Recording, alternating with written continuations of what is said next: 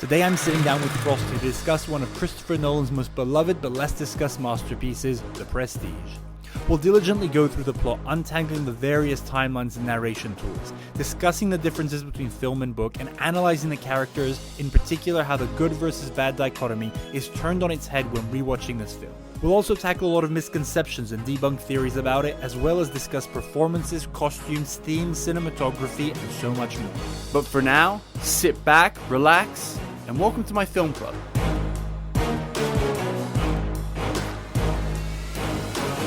After doing the first ever episode and taking on the challenge of doing the first Lord of the Rings movie, you've now come on, Frosty, to do our first Christopher Nolan movie. So, third time's the charm. Welcome back to the podcast. Thank you for having me. Pleasure to be here. Today we're going to do The Prestige, which is a famous Nolan movie, but doesn't come to everyone's mind first as being a Christopher Nolan movie. People think Inception, people think Batman, people think, and his movies are only getting bigger and bigger with Oppenheimer and now The Odyssey. So I thought it would be super interesting to go back and look at this one, which he literally made between Batman Begins and The Dark Knight. Yeah. What a career. Yeah. And on my long list of movies to do on this podcast, this movie took your fancy. Why was that? Well, I would class myself as a Nolan fan, not to the extent where I'm super geeky about it, but I've definitely got a relationship with Nolan films whereby I'm always going to watch whatever he does as soon as it comes out. And my first watching of The Prestige, I remember being quite special. I didn't watch it when it came out at the time, but I just remember it having a very profound effect on me. Yeah, like you say, it's underrated. It's underrated. So yeah, anything Nolan, I'm always interested in talking about more. Let's take this one head on. Do you have a favorite director? Where would Nolan rate? Yeah, number one. He's number one? Yeah, I would say so. Okay. Yeah. So for me, it's Tarantino 1, but even before this, I think I came to terms with the fact that it's Nolan number 2 easily. Yeah, it's not down. Maybe I need to think about it more, but I would say it's not down to the artistic side of it, but just the storytelling side. That's his thing that stands out the most. Yeah, and it's so unique. We'll talk about it, I'm sure, but the interesting thing is themes that appear, maybe not all of them, but multiple ones of this movie, and there are themes here that we'll talk about, which definitely can connect back to, some to Memento, some to Batman and stuff like that. And yeah, I think you're right. He's absolutely a great storyteller, and there's a lot going on in this movie, but I do think the storytelling is at its core the most important thing. So you mentioned the first time watching it, so you didn't watch it in the cinema. Do you remember so it came out in 2006. Yeah. Do you remember if you saw it that year, the year after, or was it something that was years and years later? It definitely wasn't in the year it came out. What happened, I think, was I got to about 21, and I realised there were a whole bunch of films that I'd never seen. Sorry, this is a slightly convoluted way of explaining or answering your question, but it's worthwhile because I remember being at a pub quiz and a question came up about Batman and it was how many villains can you name? And I was like, I know all these villains by name, but I don't know anything about them. It's about time I actually watched a Batman film. This is what's weird for me, is I'd already seen The Dark Knight once, but I didn't really get it. So it's this is in your 20s, you said? Well, the first time I watched The Dark Knight was at uni, so 18 maybe. It just, for whatever reason, it didn't connect. I don't know what happened, but there was this moment in time where suddenly, I think it was when I entered into the professional world of design, that suddenly like a little switch went off and my brain became open to new things. So I was keen to go back again and watch it with this new perspective. Did that, loved it, like a lot, which then led me to The Prestige. Had you seen Batman Begins? Yeah, so I would have done Dark Knight, Batman Begins, and then probably The Prestige, and then Inception. So and so it would have been about 2010, 11, around that time. So I remember when Inception came out, everyone loving it. I didn't go to the cinema because I wasn't a Nolan fan at that point. I knew that it was a big film, but I was a bit like, nah, I'm not interested. But then a year later, whenever it was, when I went through this creative awakening, let's say, as soon as I had that, I was like, okay, I've got to see Inception. Loved it, obviously. And then was so desperate for The Dark Knight Rises to come out. So it was around 2011, I'd say. That you went through your Nolan phase. Yeah, so much later than when it came out. So at least 4 or 5 years afterwards. Being a bit older, I would have been 16 when it came out. So I'm kind of glad that I had that moment because I was able to properly appreciate it. And I had that watching it for the first time. This is totally duped me. What is going on here? This is amazing. The way in which it's all put together is so different to what I was used to seeing. So the first watch was quite unique, I think, for me at the time. So it made an impact on you. 100%, yeah. Here's one, and then I'll relay my story. So how long between your first watch and your second watch? I actually don't know, but I would guess not that long. Okay. Within a year. I guess my question is, was there a long period of time between watches? And do you know if you forgot a lot of the plot points? Well, let me tell you my experience with it, and then I'll be curious if you had a similar one with me on certain elements. So I don't remember exactly when I first watched it. I was a loyal cinema goer from 2005, 2006. So, and I know Batman Begins I had on DVD. That was probably the first time I really discovered Christopher Nolan. I watched all the behind the scenes. And I was like, wow, this guy is like really committed to his craft, which I found really applies to this as well. So I must have been aware of him. So I'm going to say I either saw it in the cinema or I saw it very shortly after. And then I think I must have watched it a second time fairly quickly. But then I honestly don't think I watched it again. Maybe there was one time a while ago, but until last year. But the thing is, I was working on my top 100 list. And when I came across the Prestige, I was like, obviously this goes on there. So it made such a profound impact on me all those years ago that I was, Nolan, Christian Bale, Scarlett Johansson, Hugh Jackman, that feeling that it gave me, put it on there. But then I rewatched it about a year or so ago, and honestly, won't spoil anything now, but it's like I was watching it for the first time. I think there was the two big twists. One of them I remembered, but the bigger one I didn't. And I had the whole reaction all over again, so as recently as a year ago. Then I rewatched it a couple of weeks ago, with like fully like aware of everything, and I was able to really delve into like the deeper stuff. But then I watched it again 2 nights ago with Sunita, her first time. We'll talk about that experience and Jenny as well, which is actually really fun. It's watching The Prestige when you know it with someone new is like watching someone watching a magic trick, but you know how it's done, and seeing like, it really wait, what? Where did it go? I mean, the film is literally a magic trick. So it was impactful on me at the beginning that I was like, this is one of my favorites. But then now on rewatching it and restudying it and everything, I've been like, oh, it's like blown my mind about all the elements and all. And the loveliest thing is I watched a lot of YouTube videos. You know, I've read up on Rotten Tomatoes and IMDb. People love this movie. I think maybe the general public isn't as aware as they are the others, but people who know it love it. A lot of people say it's their favorite Nolan movie. Yeah, I don't blame them. A lot of people say it's their favorite movie of all time, which you got to take with a grain of salt. But yeah, a lot of love for this movie. So I would say that I've probably only, given that it's one of my favorites, seen it at most 5 times now. What about you? The same. Yeah. I think that there is something about a Nolan film where I consciously don't go back to them very often, because if you leave that period of time between viewings, they're so detailed and good that you almost come back to it fresh again. I think on the one hand, I get what you mean about leaving a gap and letting it breathe and coming back to it. Yeah. But I also think like I rewatched Memento a year or 2 ago, and as soon as I finished it, again, I'd watched it once before, enjoyed it, but I'd forgotten most of the actual detail of it. And then I watched it, and by the end of it, I was like, okay, I remember the plot, I remember everything. It's like, yeah, but now that I've figured it out, again, very much like this, once you've figured out the movie, you kind of want to rewatch it again. And so many people online say about The Prestige that it's the one movie that as soon as they finish it, people want to rewatch it again, because they're like, okay, I get it. Because it's a completely different experience. So I think there's a benefit of leaving a gap, but I think there's a benefit of watching it twice in a week or twice in a month. So like Sunita just watched it for the first time. What I've said to her is, once you hear this podcast, we should watch it again, and you'll see it with like completely different eyes. Yeah, definitely. So what would you say are the main things about this that make it one of your favorite movies? The fact that it is a concept in itself. Like the film is a magic trick in and of itself. There's misdirection and stuff going on. The fact that it's so overtly like that appeals to me, because I like big ideas like that. It's a very unique movie.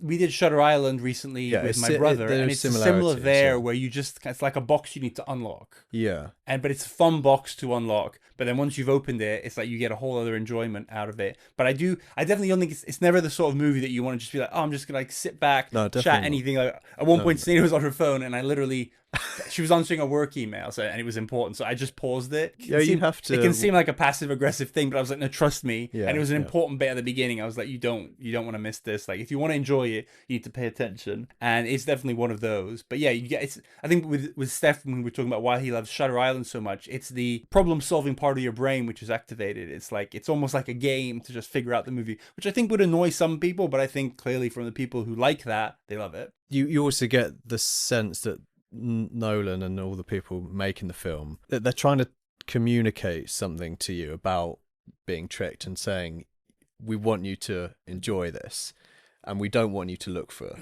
things. We just want you to come along for the ride, and then we'll reveal it all at the end. I can't think of a solid example of this, but one of the things that I think is cheating is where it was impossible to see the twist throughout. Like at the end, the movie just goes, and it turns out that he was dreaming all the time, or it turns out the like something, and you're like, well, I never had a way of knowing that. Whereas with this, it has that really fine line of, if you're not looking for it, which you're not, because the first time, you do not see the twist coming. No. And then as soon as you hear the twist, I think even without rewatching, you go, oh yeah, that explains a lot of things. Completely, and when you rewatch it, knowing everything, it's actually really heavy-handed. It's like every scene, there's a reference, whether it's the character implying it, foreshadowing, or just like a metaphor. Like the birds are used a lot to kind of represent the thing. So yeah, I think we both saying the same. We like the fact that it's got this problem-solving, challenging, interesting, intriguing thing. It's just different. It's the way in which it's done is different to a lot of films. And the other thing I'd say is that it's at its core,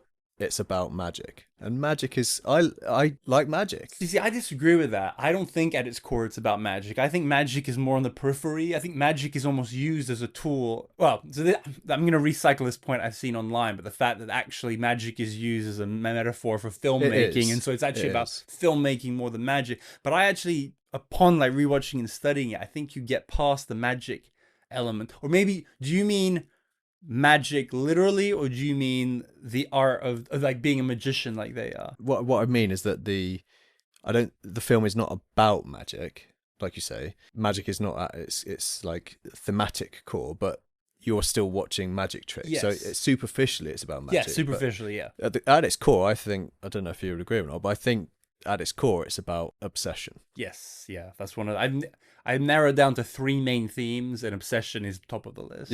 And that's the thing. You could argue that making a movie like this is almost a sign of obsession. So completely.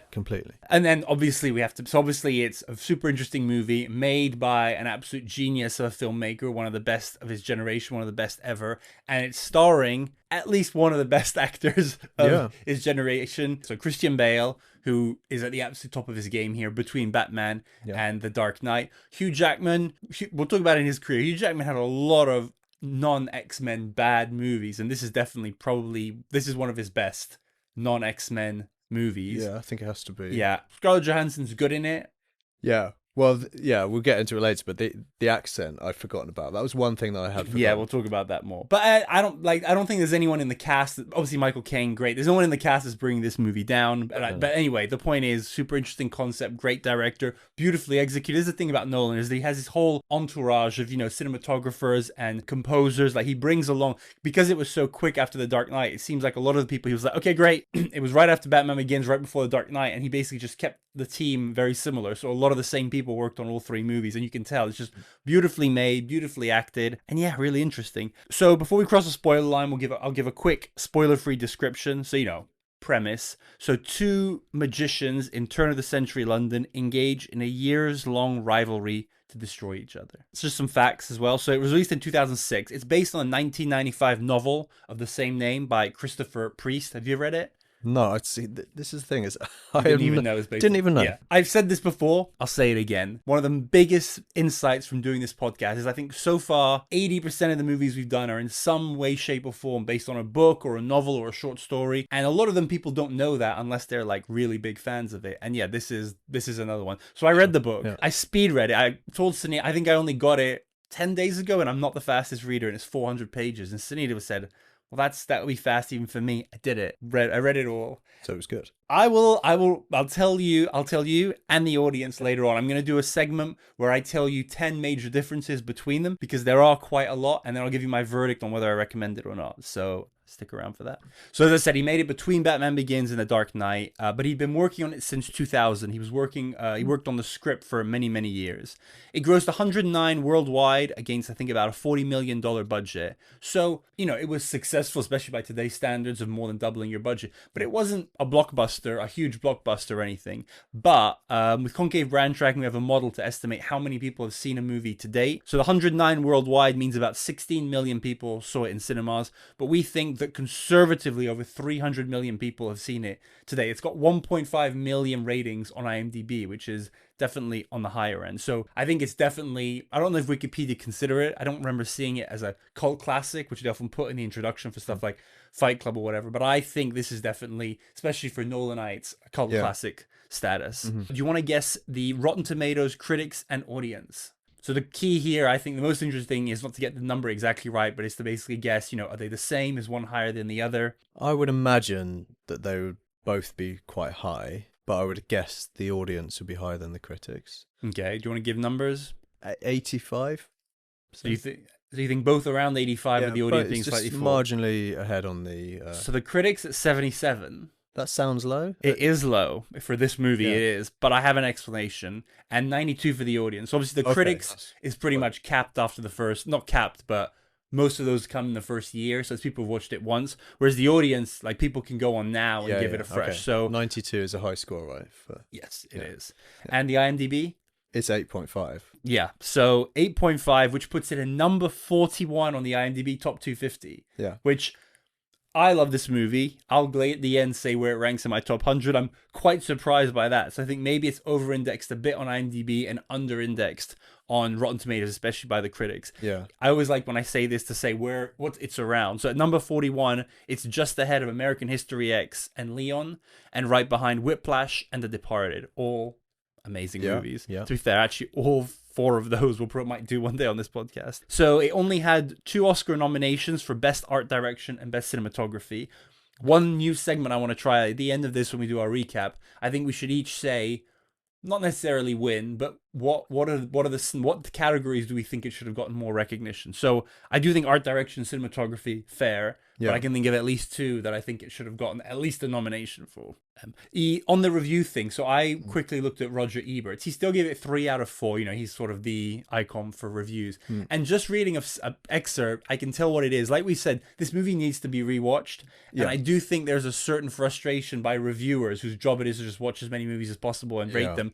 So they just watch it once, and if they don't fully get it, I don't think they fully appreciate it. So movies that you need to watch over and over to really appreciate. And then I won't give it, it's a spoiler thing, but he did address one thing which we'll talk about in the plot. So I do understand, it doesn't shock me, and I'm not offended by the fact that reviewers who do this for a living didn't immediately love this movie. So I think that's definitely why the audience watched it more. Someone who didn't love the movie was Christopher Priest himself, the author. Now, in some places you'll find people say, oh, he loved it as well. And I think it's because when the movie came out, obviously he said he did, and he didn't complain about it. But then in the years after, he wrote an essay and then apparently a full book. I read the essay, not the book. The book is called The Magic, where he basically gave his extended opinions about it. And he starts off with, here are the things that I like, but you almost just like, none of this matters because, and then here are the things I don't like. And he does not like a lot of things.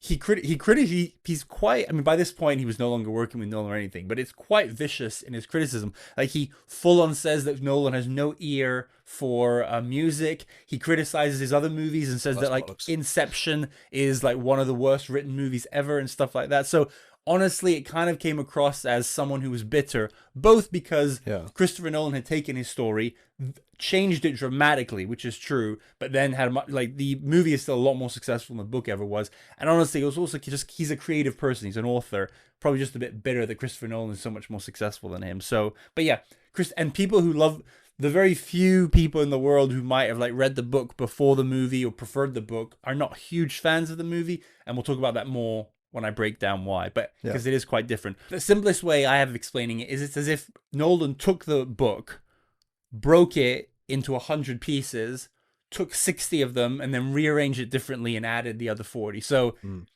it's very much, there's no way you would read the book and watch this and not realize they're interconnected, but very different in many, many ways, which I'll go through. So, Frosty, who do you think should watch this movie? In what mood? I think this is a very good one for this one because it's not just for anyone at any time. No, it's not. It's not. I'd say you have to have a certain level of interest in film watching. I don't think this is for your casual watcher. If rom-coms is your thing, this is not for you. Although there is a bit of a love thing. There is, it's not to say there's no totally romance, but I think if you're just watching it casually. You're not going to just stick this on, as you said earlier, and be on your phone and chatting. You need to give this your full attention. I think this is actually a perfect movie for this podcast, because what I would really like, I don't think anyone is going to listen to this that's never watched it once, but I think a lot of people have watched it once, listen to this, will have forgotten 90% of the stuff we're talking about, and then hopefully you go and you watch it after having listened to this podcast and have a whole other appreciation. That's the goal of what we're doing here, is to help people have this experience. So I don't know how many hours you spent, but so we can take the 50 hours of content that I've consumed about this in the book, and we can condense it into an hour or two and help people appreciate it, because that's what we're all about here, because we love movies. That's a Tarantino thing. He does that on set sometimes. He just gets everyone to chant, why do we do it? Because we love movies. So yeah, I would say mindfuck movie, thinker mood, high quality, not casual viewing. And now with that, we're going to cross the spoiler line. So I think we've done a pretty good job, given the twists and turns of this movie, of not spoiling anything so far. If you don't want to know more based on what we've been talking about, then there's something wrong with you. Well, you should stop now if you haven't seen it. Go watch the movie and then come back. So now we're crossing the spoiler line. You've been warned. So this movie is 2 hours 10, 2 hours 5 without credits, which is slightly on the longer side. But this movie, especially Nolan likes it, this could easily have been 2.5, 3 hours. Yeah, well, this is one thing I was thinking on my most recent rewatch, is I love a short film. I don't like anything longer than 2 hours. But on this occasion, I think this is a standout film in this regard, in that I feel like it could have been longer. Wow, that's quite the statement. Just to let some of the scenes breathe a little bit more. It does go a little bit fast in parts. So one of the last things I did last night in preparing is, because I realized there are no long scenes in this movie, and so I went through. It's pretty trippy. How long do you think the longest scene in this film is? So like a continuous scene with the same people in the same room. Can't be more than a few minutes. So the final scene with the big reveal is 5 minutes, but it's intersected with loads and loads of flashbacks. So it doesn't even count. Outside of that, early in the movie, when you have Hugh Jackman, Christian Bale, Michael Caine behind the stage before the wife died, that scene is about 3 minutes. It's the longest scene in the movie. That's the scene that came to mind. I was seeing the behind the scenes, and they said that one they filmed in quite an interesting way. The whole movie is filmed on handheld cameras, which gives it a very unique feel, and it's very kind of intimate. When they're on the stage, and they show the behind the scenes about so on the stage you can tell, but then in that scene we're talking about how literally the cameraman is just in between them, and they're almost like a play that they're doing, and the cameraman is just turning around and going from person to person. But it gives it a theatrical thing, and the actors were saying that they could. I think that Michael Caine said, we just did that scene like 5 pages. We just went over it in full, which normally actors do like 20-second bits. And so Michael Caine was like, you need to know your lines, because Nolan was just like, just keep going, just keep going.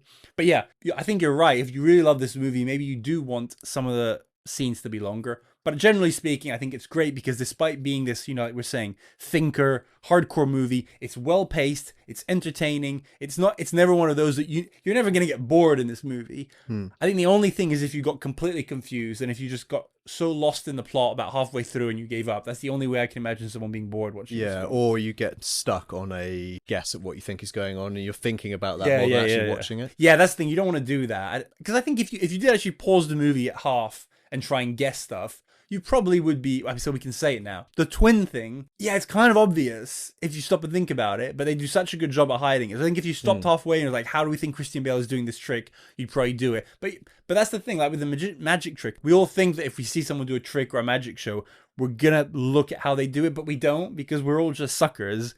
And we go along with whatever the performance is. So when the person says, okay, you see, look at this thing over here, you see, look at this coin, we would tell ourselves, yeah, but actually I'll be looking at what they're like. But we don't. We look where we're supposed to look, because we do like to be guided. And I think that's what happens with this movie. IMDb lists it as a period drama. I mean, not sure about that. Well, I guess it is, just because it's a drama that takes place in a period of time, and it looks nice and stuff. But it's the backdrop, not the focus. Yeah.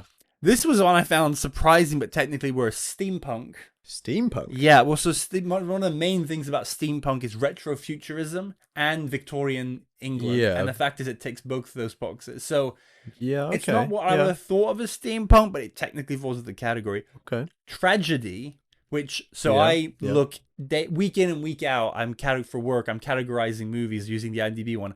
I do not remember the last time I saw tragedy in a movie. It's usually something you think of in the theater. Yeah, Shakespearean. Exactly. But actually, it absolutely applies here. It is, yeah, you know, completely. the cost of obsession. You've talked about obsession as a theme. I specifically call it the cost of obsession. That is basically the tragic downfall of men who are driven too far by their obsession. I think if you just summarize in one sentence what this movie's about, it would be that. Yeah. Drama, obviously. Mystery, yeah. You know, what is going on? Yeah. Sci-fi, yeah. Sort of, a little bit. We'll talk about that more later. And then, thriller. You know, drama, mystery, thriller. Those often go together. But you are like, what is going on? I want to find out. And just that, it's almost like a mental orgasm at the end when you're just like, oh, I understand everything now. Like, just the unclicking of it all. That's the other thing that I like, is it's not one of those, like, maybe even an Inception, where at the end, like, I remember coming out of Inception, I loved it. But a couple of people I was with, because I was in the group, were just like, I don't get it. Whereas, which is fair.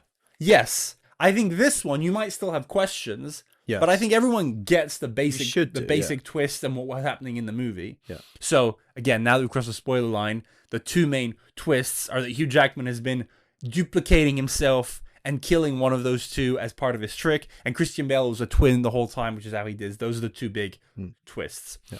We talk about the magic. I think the magic tricks are fun, but people say it's not a magic movie at all, like actual magicians. But I think for normal people like us, it's interesting to see how some of these tricks are done, because we had no idea. I'm actually going to see Penn and Teller with Sunita in a few weeks, and I'm really excited because I feel like I'm in a very magic mood at the moment. And I do wonder time to see, and the whole thing about how most of the time the answers are really basic and simple. It's nothing sophisticated. I'll be curious if there's at least one or two that I can guess. It's like, oh, there's just a compartment somewhere, or they've got like a string pulling it or something. Or a bag of dead birds. Yeah, that. Oh.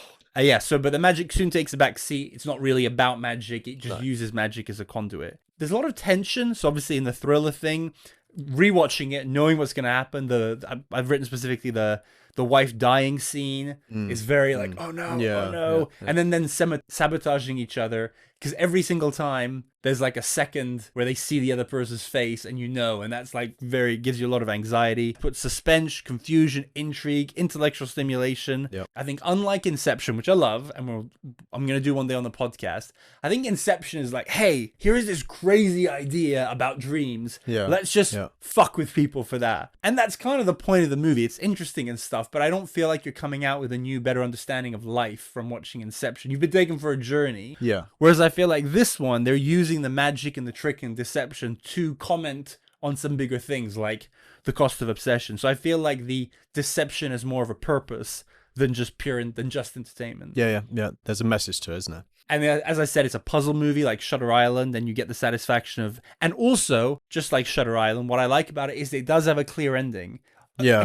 Questions, but it's not one of those, I leave it up to the audience to decide whether, maybe if they never revealed how Christian Bale had done it, and it's like, well, maybe it's a twin, or maybe he's a duplicate, or maybe, and it's like, no. It's your job to give me a full experience of the movie. Tell me what the answer is. Well, it's the whole thing of the prestige is you have to bring the person back. Yes, that's a great point. And that's a great point, because I feel like when movies don't do that, like, I know this, it was actually voted one of the best movies of the 21st century by the New York Times, but me and Sunita watched for the first time Mulholland Drive recently. Have you seen it? No. It's exactly what we're talking about. I think a lot of people love it. I do get the appeal, even though I didn't enjoy it, but it's a very confusing movie. And at the end, there is no answer. It is, now that you're saying it, is literally like it's 2/3 of this without the prestige. Here's the thing, here's what happens, but I'm not going to tell you why or how it happened. It's kind of up to you. And that really pisses me off. Yeah, so isn't that what Inception does, though? If people think you mean about the top at the end. Yeah. It wobbles. The top wobbles. It does, So it wasn't a dream. Yeah, but it's not, it doesn't spell it out to you that it doesn't, but it's only nodding to it. It's not is, like, but at least but I do think I don't think it's up for debate, because if he left it pure, like just spinning for, I think it is like 15-20 seconds, then it cut to black, I think it would be fair to assume that he was dreaming. But if they just spun it for 5 seconds, then it cut, that's completely ambiguous. True. Yeah. So I think you're right. This is more clear cut than Inception. Yeah, absolutely. Yeah. And then I'm trying to think other Nolan movies. I don't think he ever leaves it too open for interpretation. Like Memento is very clear what happens. Yeah. The endings are always are the things that draw me into the Nolan films the most. It's the way in which they're paced. Yeah, but as they should. I mean, the ending should be the culmination of the whole experience. Yeah. I mean, The Prestige is an amazing ending. This feels to me like it was the first time he found that formula for playing out the ending in the way that he typically does with like The Dark Knight, Inception, Dark Knight Rises. They all have this like That's true. 5-minute scene where things are all stitched together and you're seeing lots of different things happening with a very emotional and crescendo building score to it. The Prestige is like the first time you see him do that, I think, because Batman Begins doesn't quite have the same thing going on. It's much more in The Dark Knight. It's a classic like, ending. It's like building on it again. And I think the best. I mean, this is controversial, but one of my favorite endings to a film ever is The Dark Knight Rises, because I know, and the reason I say it's controversial because I know it's the movie's not considered as good. Not but I like the considered ending, to be as good, but I think the ending of that film, it might be my favorite. I think the only thing is that it feels like, I know what you mean, it's a satisfaction that he's alive and he's gotten his life and he's got away from it. Yeah. But I do feel like that's sort of manufactured because Nolan has just set us up 10 minutes before that he might have died. Yeah. Whereas I think something like The Prestige, you're getting payoff from much bigger things than just did he die, didn't he? But I get what you mean. Yeah. I think Memento has a pretty solid ending in terms of everything coming. Yeah, I mean, it's everything falling into place is the key. I think what we're talking about here. Yes. And then on the entertainment, I don't think I had before, but I did cry on the last one because of the ending with the daughter, because it is. So I watched it originally a couple of times, put it on my top 100, rewatched it last year. So I remembered the Hugh Jackman duplicating thing. Yeah. You'll notice I'm saying duplicating and not cloning because it's a very important distinction, which we'll talk about in the story. So I remembered that because that's quite visceral. But I had forgotten about the Christian Bale twin thing. So when I watched it a year ago and they do the reveal, it was like, but in like, not in a bad way. So even to the point at the end of the film, you hadn't remembered? Literally, the reveal was... my memories that I remembered it when they're saying goodbye to each other in prison. It was, I think, because Christian Bale is very obvious then. Yeah. I think he says that, go live a life for both of us, go live a full life. But the point, it was in the last few minutes that I was like, I'd gone the whole movie without remembering it. And weirdly, up until that point even, which is crazy because I have such a strong opinion now, I feel like I was still siding with Hugh. In my memory, Hugh Jackman was the good guy and Christian Bale was the bad guy. And in that rewatch, still to that point. But then when I rewatched it last week, knowing full well, I'm like, oh, obviously Hugh Jackman's the bad guy, and Christian Bale, especially once you know there's two of them. Ultimately, Hugh Jackman's the worst. The twin who dies is in the middle. He's got much more redeemable qualities than Hugh Jackman, but he's a bit flawed. And then the twin who survives is by far the good guy in it all. So the fact that he gets his daughter back at the end, and obviously, as you get close to like parenthood and stuff, you're seeing everything and being around you guys and all your kids, like the whole child element. So that when he gets the daughter back, I was like, I got like really emotional. I had a couple of tears. So yeah, you get it. And yeah, I think I mentioned love. To make it simple, and this is based on the book, the Christian Bale character is called Alfred Borden, right? Yeah. When we're referring to the character as a whole, we're just going to call them Borden, as just as we'll call Jackman Angier. Yeah. But if we want to refer to the two twins, this is in the book. Basically, Alfred is an amalgamation of Albert and Frederick. Okay. And they do call the one who dies Freddy. Yeah. So I'm always going to refer to the one who dies at the end as Freddy, and the one who survives at the end, who doesn't actually have a name in the movie, as Albert. Yeah. Okay. So Albert, Freddy, and Borden is a distinction. Yeah. So once you know that distinction, the love element of not so much the Freddy and Scarlett Johansson character, but more the Albert and Sarah story is really tragic and sad and quite emotional. So yeah, you get it all. You get the thrills, you get the thinks, you get the feels. And now we're going to take on the daunting task of going through the story. Yeah. Before we go through it and do our favorite scenes and stuff, I do want to talk about the structure a little bit. Yeah, you have to. You've obviously watched it a bunch of times now, you've studied it. How would you describe the framing of the story? It's framed around the trial of Borden and his incarceration. Yeah, and him being in court and then in jail. And also the diary readings, I think. Okay, but here's the important question. Would you, outside of the stuff, so the present day is him being framed, him being tried, him being in jail. Yep. Michael Caine with the machine, and Yeah. then him being hung, and then the stuff, that's all present day. Yes. I actually realized the best way, and I might put a graph up for the video version, is because I've seen the best way of understanding Inception is to see a graphic of the layers, and I think that's actually the best way to look at this as well. You got your first layer, which is just present day chronological, which basically starts with not exactly the first shot, but it starts with Christian Bale going into the machine, being framed, and it ends with Michael Caine giving the daughter back to Albert. That is chronologically the beginning and the end of the movie. And then the levels. To you, is everything below that diary reading? Yeah, I think so. Okay, so I think you're wrong, because a lot of people think that, and there's this whole thing about unreliable narration because of the fact that it's through their diaries. But two things. A, both diaries finish not insignificantly before the end. You know, when they both realize that they've been screwed, basically. When Hugh Jackman realizes the diary he's been given by Christian Bale was meant to send him on a wild goose chase to Tesla. Yeah. But that is actually everything that all the Hugh Jackman reading the diary is actually him writing in his diary about reading. So it's all Angier writing in his diary about reading Borden's diary, and then Borden reading Angier's diary in prison. Yes. And this is very much, it's like in Inception when they go up a layer. So you have these moments where something is happening in Borden's diary that then Hugh Jackman is reading about in Colorado, and then writing about in his diary, and then Borden is in prison reading Angier's diary. It gets a bit complicated. But both of those diaries end about 3/4 of the way through the movie, and then it just keeps going normally with flashbacks about stuff happening in the past that all leads up. So I studied this really closely. Literally, I went scene by scene to try and understand, okay, wait, in this scene, is it in one of the diaries or is it just a flashback? And isn't always, it's not always in the diary. Sometimes there's just flashbacks. Yeah. And I think the reason this is important is because there are a lot of theories online based upon the fact that you can't believe anything you see. Like, people will say, let's say there's a scene of the scene where Hugh Jackman is putting his head in the water after his wife has died. I saw this in a video used as a scene that we don't know if this is true, because this could just be Hugh Jackman writing in his diary that he did this to elicit sympathy, which is theoretically true. But I also looked very carefully. There is no evidence at any point that anything we were shown on screen wasn't true, which I think is really important. A lot of stuff is hidden, obviously, but at no point, and can be very annoying in movies, is when you're shown something and then later it's like, that didn't actually happen. That person was thinking it or wrote about it, but it didn't happen. Because to me, it's pointless. I can see why you would do it, but it breaks a pact.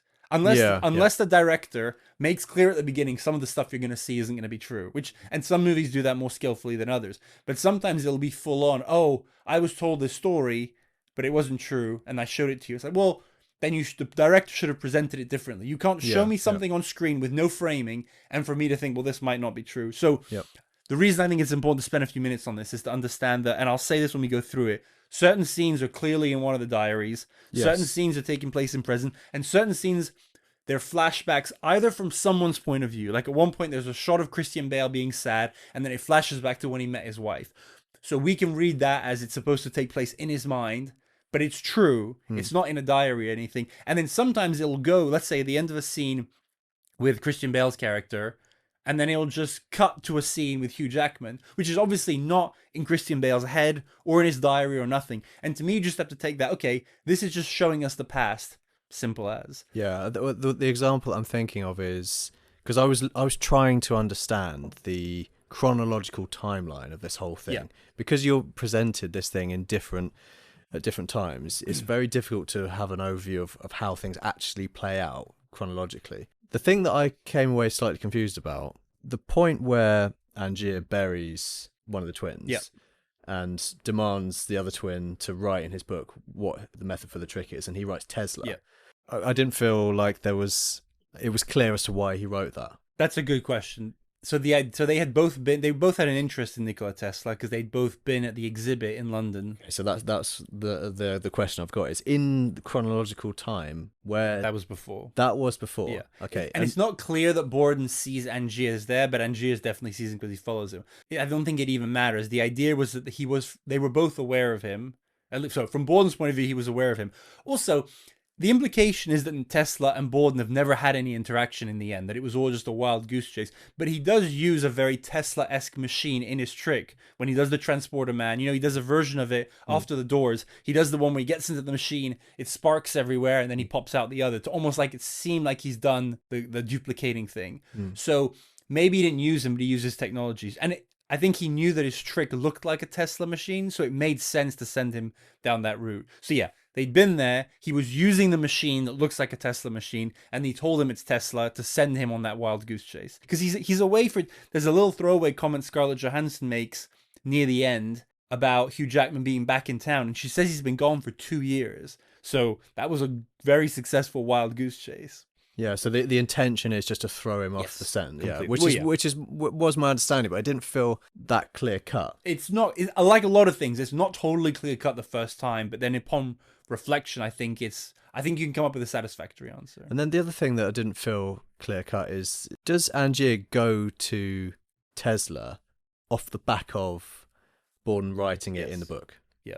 Because it felt like perhaps it was him seeing Tesla at the convention that made him go. I think that's where I was like, well, what comes first? No, so it's very much they go to the show. Borden has the twin trick, but everything else is traditional magic, and Angier is doing all traditional magic. So one of the themes is about science versus magic, and you see it in a very simple way with the bird cage and using that super fancy backpack, which is all engineering. The way that magicians improve their act is by going to these conventions and being aware of the technology. So I think the idea is that it was just a run of the mill. They both went to this. Angier, I mean, nothing really happened there. So Angier was probably, well, this guy's a quack or whatever. But it's important to establish that he knows who Tesla is. Yes. And that way, when he sees it, he's like, aha. Now and it makes sense. I think this is the key thing. It makes sense for him to go to Tesla because of the fact that they both know him. He is a very renowned scientist, and Borden's machine looks like a Tesla machine because it's using the electricity. Okay. So to him, it makes total sense that Tesla built him the machine. I'm going to go and I'm going to get him to build me the same machine.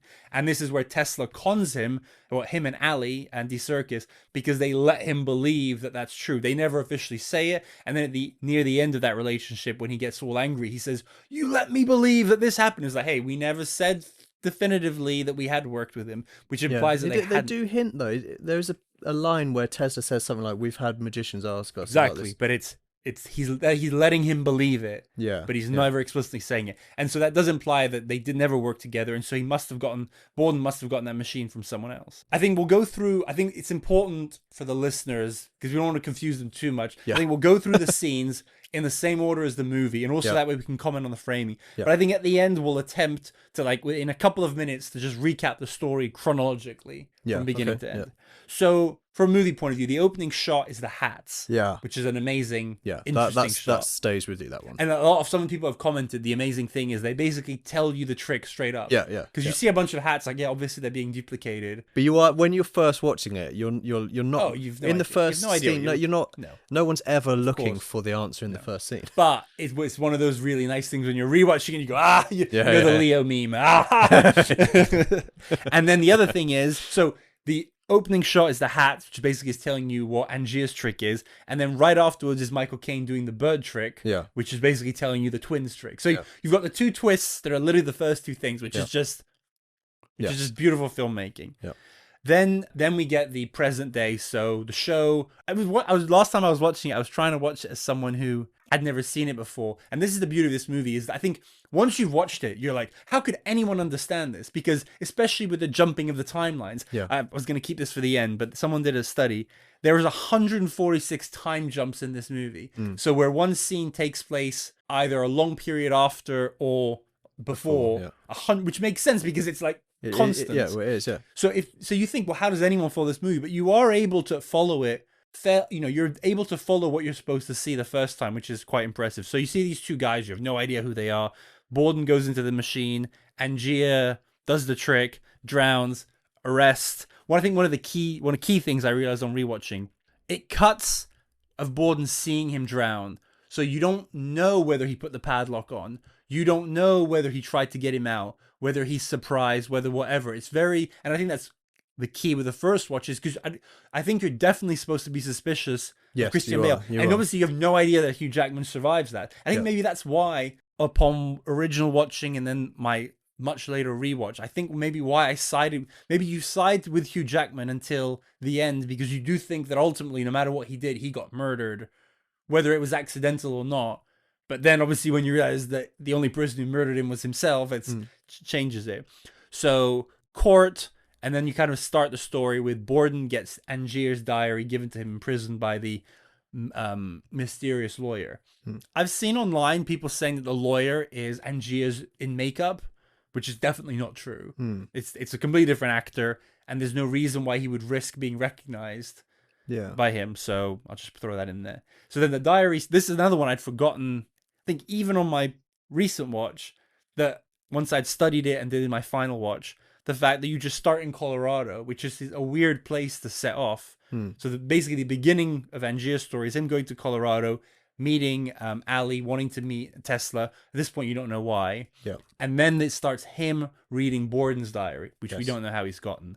And then Borden starts off, again, this is the beautiful one. The beginning of his diary is, we were two young magicians. Yeah. I'm not going to get the quote right, but yeah, we're two magicians who never wanted to hurt anybody. Yeah. Is another thing that he says. Yeah. And obviously you think we're talking about Angier and Borden. Yeah.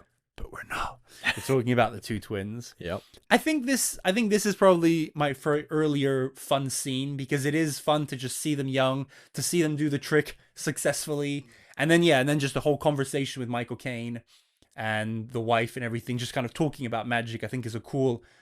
It's like, okay, we've had I think this is really the beginning of the movie. Everything else is sort of framing. Yeah. And now and this is the earliest chronological point. Yes. That moment in the show is the earliest chronological point. Is, so I think that's a nice starting point. Yeah. And then I love the Chinese theater thing because again, it's fun in itself the first time of seeing this guy and then seeing Christian Bale explain, no, this is what he's doing. Yeah. And obviously it's so meaningful for the whole movie. Yeah. Yeah. Did you know that Chung Ling Soo, it's not the exact same story, but this is based on a real person. But his thing wasn't that he was a old Chinese man trying to be crippled. He was a normal-aged white man who pretended to be an old Chinese man. So he was really strong, so he could do all these things. He didn't think it. But just like they say in the movie, he spent like 19 years pretending to be this guy. Yeah. But then he died with a catch-the-bullet trick gone wrong, and he got shot. And it's not clear exactly what his words were, but he basically started saying in perfect English, "Oh no, I've been shot. Please get some help." And everyone was like, "What the fuck? I didn't think this guy spoke English."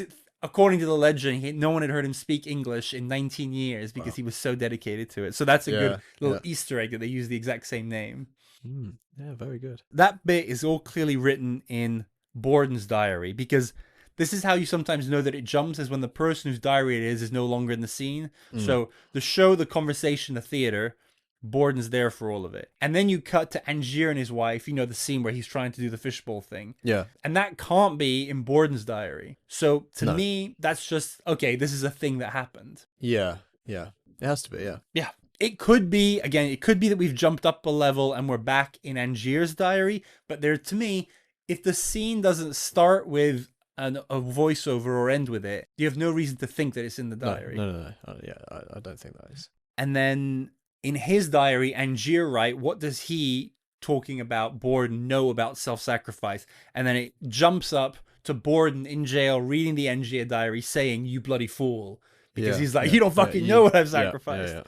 And then we, and that's what I was talking about before. Then you've got Borden in jail feeling sorry for himself, and also you don't know what I've sacrificed, and it does so this is not in the diary, but it's a flashback to him meeting Sarah, and obviously saying, one of the things I sacrificed was my fucking family. Yeah.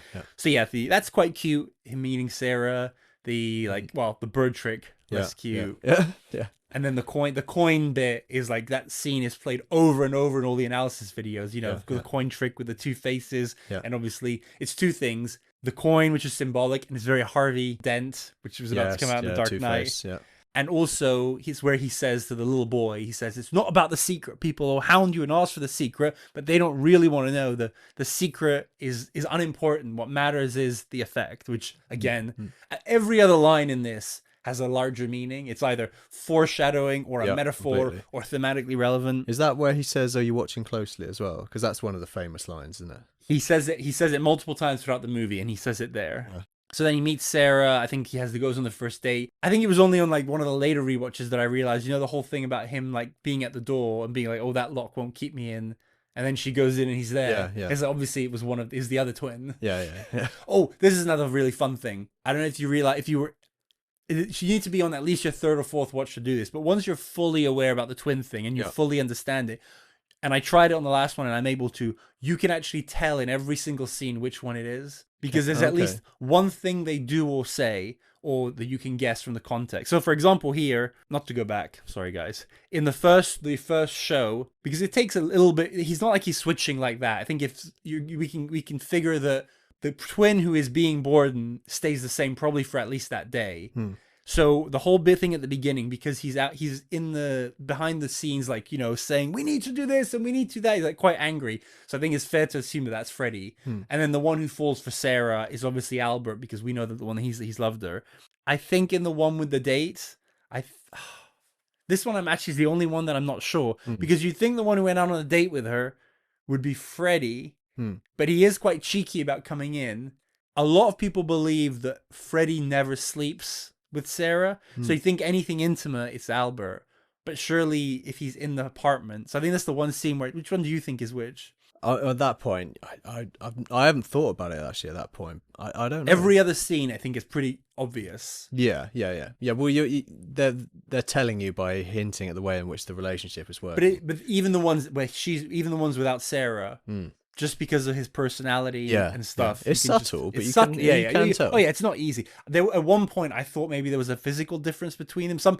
This is on the IMDb trivia and is not true. Because Christian Bale doesn't have this in real life. There's a little slit on the side of his eyebrow, but they both have it. Yeah, they both have it. Yeah. So yeah, I've tried really close to see if there was a physical difference, but that would be too easy. Yeah.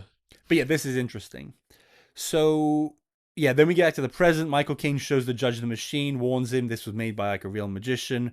Then we see a bunch of stuff in the past. So this is right after this scene. And I noticed that Michael Caine is in every single one of these. So I think we could interpret this as being a flashback from the point of view of Michael Caine, which happens another time as well. So the Julia dying scene, Angier. Okay, no, actually, Angier trying to drown himself. Michael Caine isn't in. But then the burial, which obviously is quite it's not a fun scene. But obviously it's Albert who's coming to the funeral because he feels terrible about it. And you can just see on his face. Obviously not, I'm sure Freddie feels bad as well, but Albert's the one who's obviously really sorry. And then the whole, which knot did you tie? And I keep asking myself that.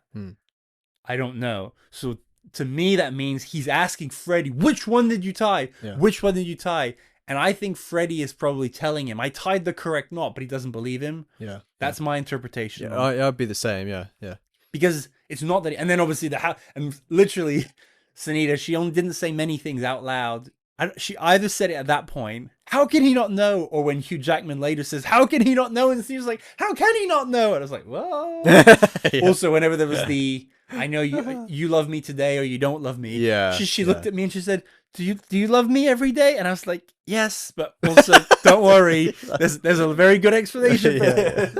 But also, I would say there is like undertones of split personalities and stuff like that, where I don't know if this is what it's trying to say, but you can see that there might be a message of I don't know, like depression, where days where you're not yourself and days where you are yourself. It's there might be a little bit of that going on as well. Yeah, definitely. I think on first viewing, you're supposed to read this as maybe not that he has. I don't think you're meant to think that he has clinical schizophrenia, but it is definitely meant to be you have two sides to you. And I mean, they say that over and over: the side this, the side this, that. So yeah, that's definitely what you're supposed to believe. But yeah, it's obviously not that. I had one thing about the Julia dying, obviously very harrowing scene, is why wasn't? And I think I have this is a question, but I think I have the answer. And it's an interesting one. Is that why wasn't Angier the one tying the knot? Because the knot tying is the bit that involves the least amount of theatrics. Because Angier is the charismatic performer guy, and the knot tying is not the bit that people are really watching. Well, I mean, they're both plants in this trick, right? They're both in the audience, and they come on, and that's true. And he does do a bit of like bowing and stuff. You're right, but I think You're almost right. I think the key, because the big thing is that Angier is the better showman, Yeah. which you basically said, but Borden, both of them, are better magicians. And I think the key is Angier's not a good enough magician to reliably do that knot. Yeah, Because yeah, if you were as competent with him, you would insist on doing the knot on your own wife. yeah, So I think the reason he doesn't do it is because he's just not a good enough magician. And then I think it's very important to remind about the knot thing. So in the early scene, there's a debate about which knot to use. yeah, And I think, and they say that the two things about whether the knot will hold her up, but then how easy it is for her to undo it. And Borden and Julia want to try a different knot, yeah. which they think will be sturdier, because I think she says at the early one, oh, the rope almost came off again. They think it will be sturdier, but then Michael Caine says, no, it's too dangerous, it'll be hard to undo. Yeah. But Borden and Julia agree on this. And one of the key lines, Julia says, we could just practice it. Yeah. And, outside of a show, outside of a drowning situation. But they obviously, Michael Caine rules it out, Angier rules it out. They obviously don't practice it. And then in the moment, he does the right knot, Freddie, and she then looks at her and she gives him the nod. And he then does, obviously, the other one. Yep. But they hadn't practiced it. So I do think, obviously, it's terrible for Angier's, but I do think there's a lot of blame to go around here. Obviously, Freddie shouldn't have done it, but the wife has some responsibility, unfortunately, because she gave the okay to do it. And ultimately, the magician and Michael Caine, because he's in charge of it, he should have listened to their concerns and they should have just practiced it. So, and I do think that adds a lot of nuance to what happened. It does, yeah, it does. And even if you take the worst case scenario, okay, if Freddie had tied the wrong knot on purpose and Julia didn't want him to, that would be really Different bad. story, completely different. But that's not what happened. So a lot of nuance there.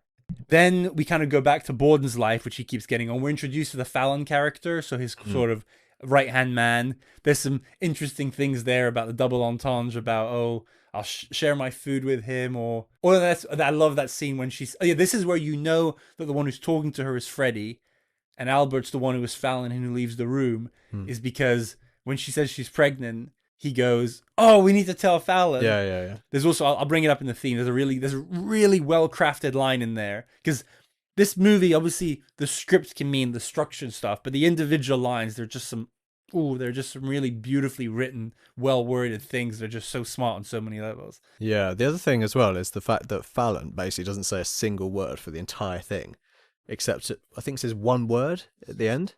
I think he whispers something at one point, and he does it in such a hushed way that you don't even pay attention to the voice.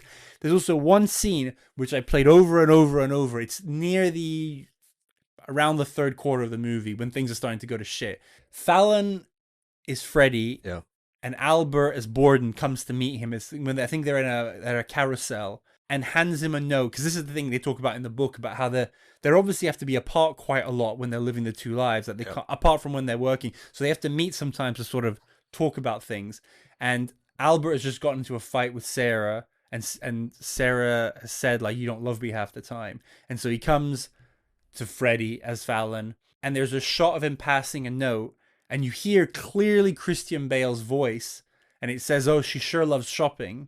Or she sure loves, no, I think it is a shopping list. She sure loves the smell of money.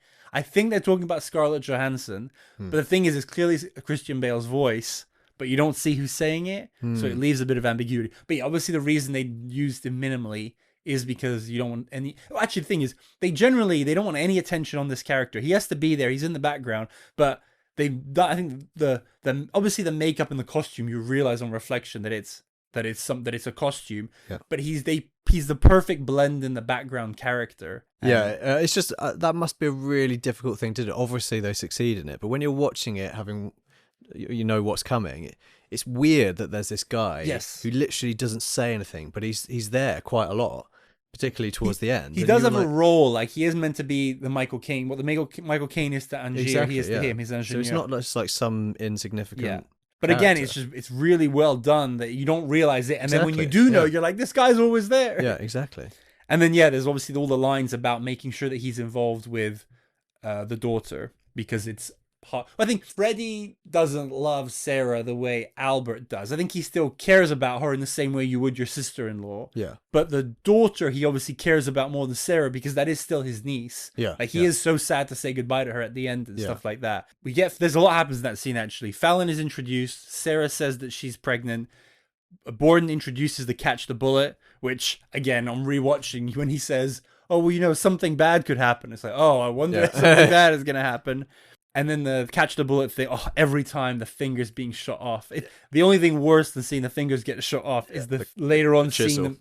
Oh, the chisel. Oh. Yeah, it's such a gruesome way to do it. But it was of its time. Yeah, that's what you would have done, I guess. That scene is clearly written in Borden's diary because he ends it with a voiceover saying he came with a question. I told him the truth. This is how you know that the one who shot was Albert because he doesn't know the truth, which it makes it for imagine Freddy being foul and watching your brother getting his fingers shot off because of something that you did. But to be fair, he paid the.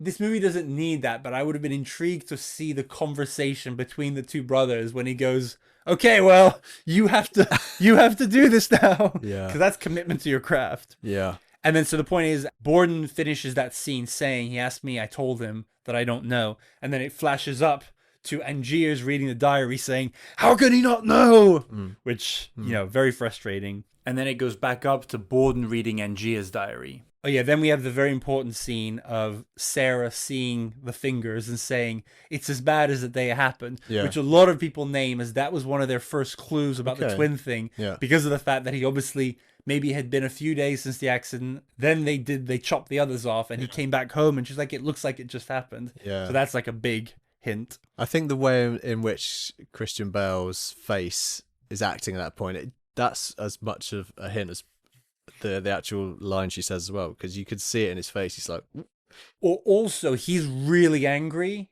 at her because she says you need to see a doctor, and he goes, we can't afford a doctor, and then he wakes up the kid, and that's because it's Freddy who's just after had his fingers chopped off, so he's pissed off at her and he doesn't love her, so he's like, oh, this fucking bitch. But yeah, again, that you can read, so yeah, great acting by him. Then there's, I'll go through this one quickly, then there's, I think, this is another one that I think is a Michael Caine flashback, because then it's basically rebuilding Angier's career. They meet in the pub, which I haven't got this in my lines, but it's like, I never thought I would find the answer at the bottom of a pint glass. And Michael Caine's like, well, it sure seems like you were trying to. That's one of my favourite lines.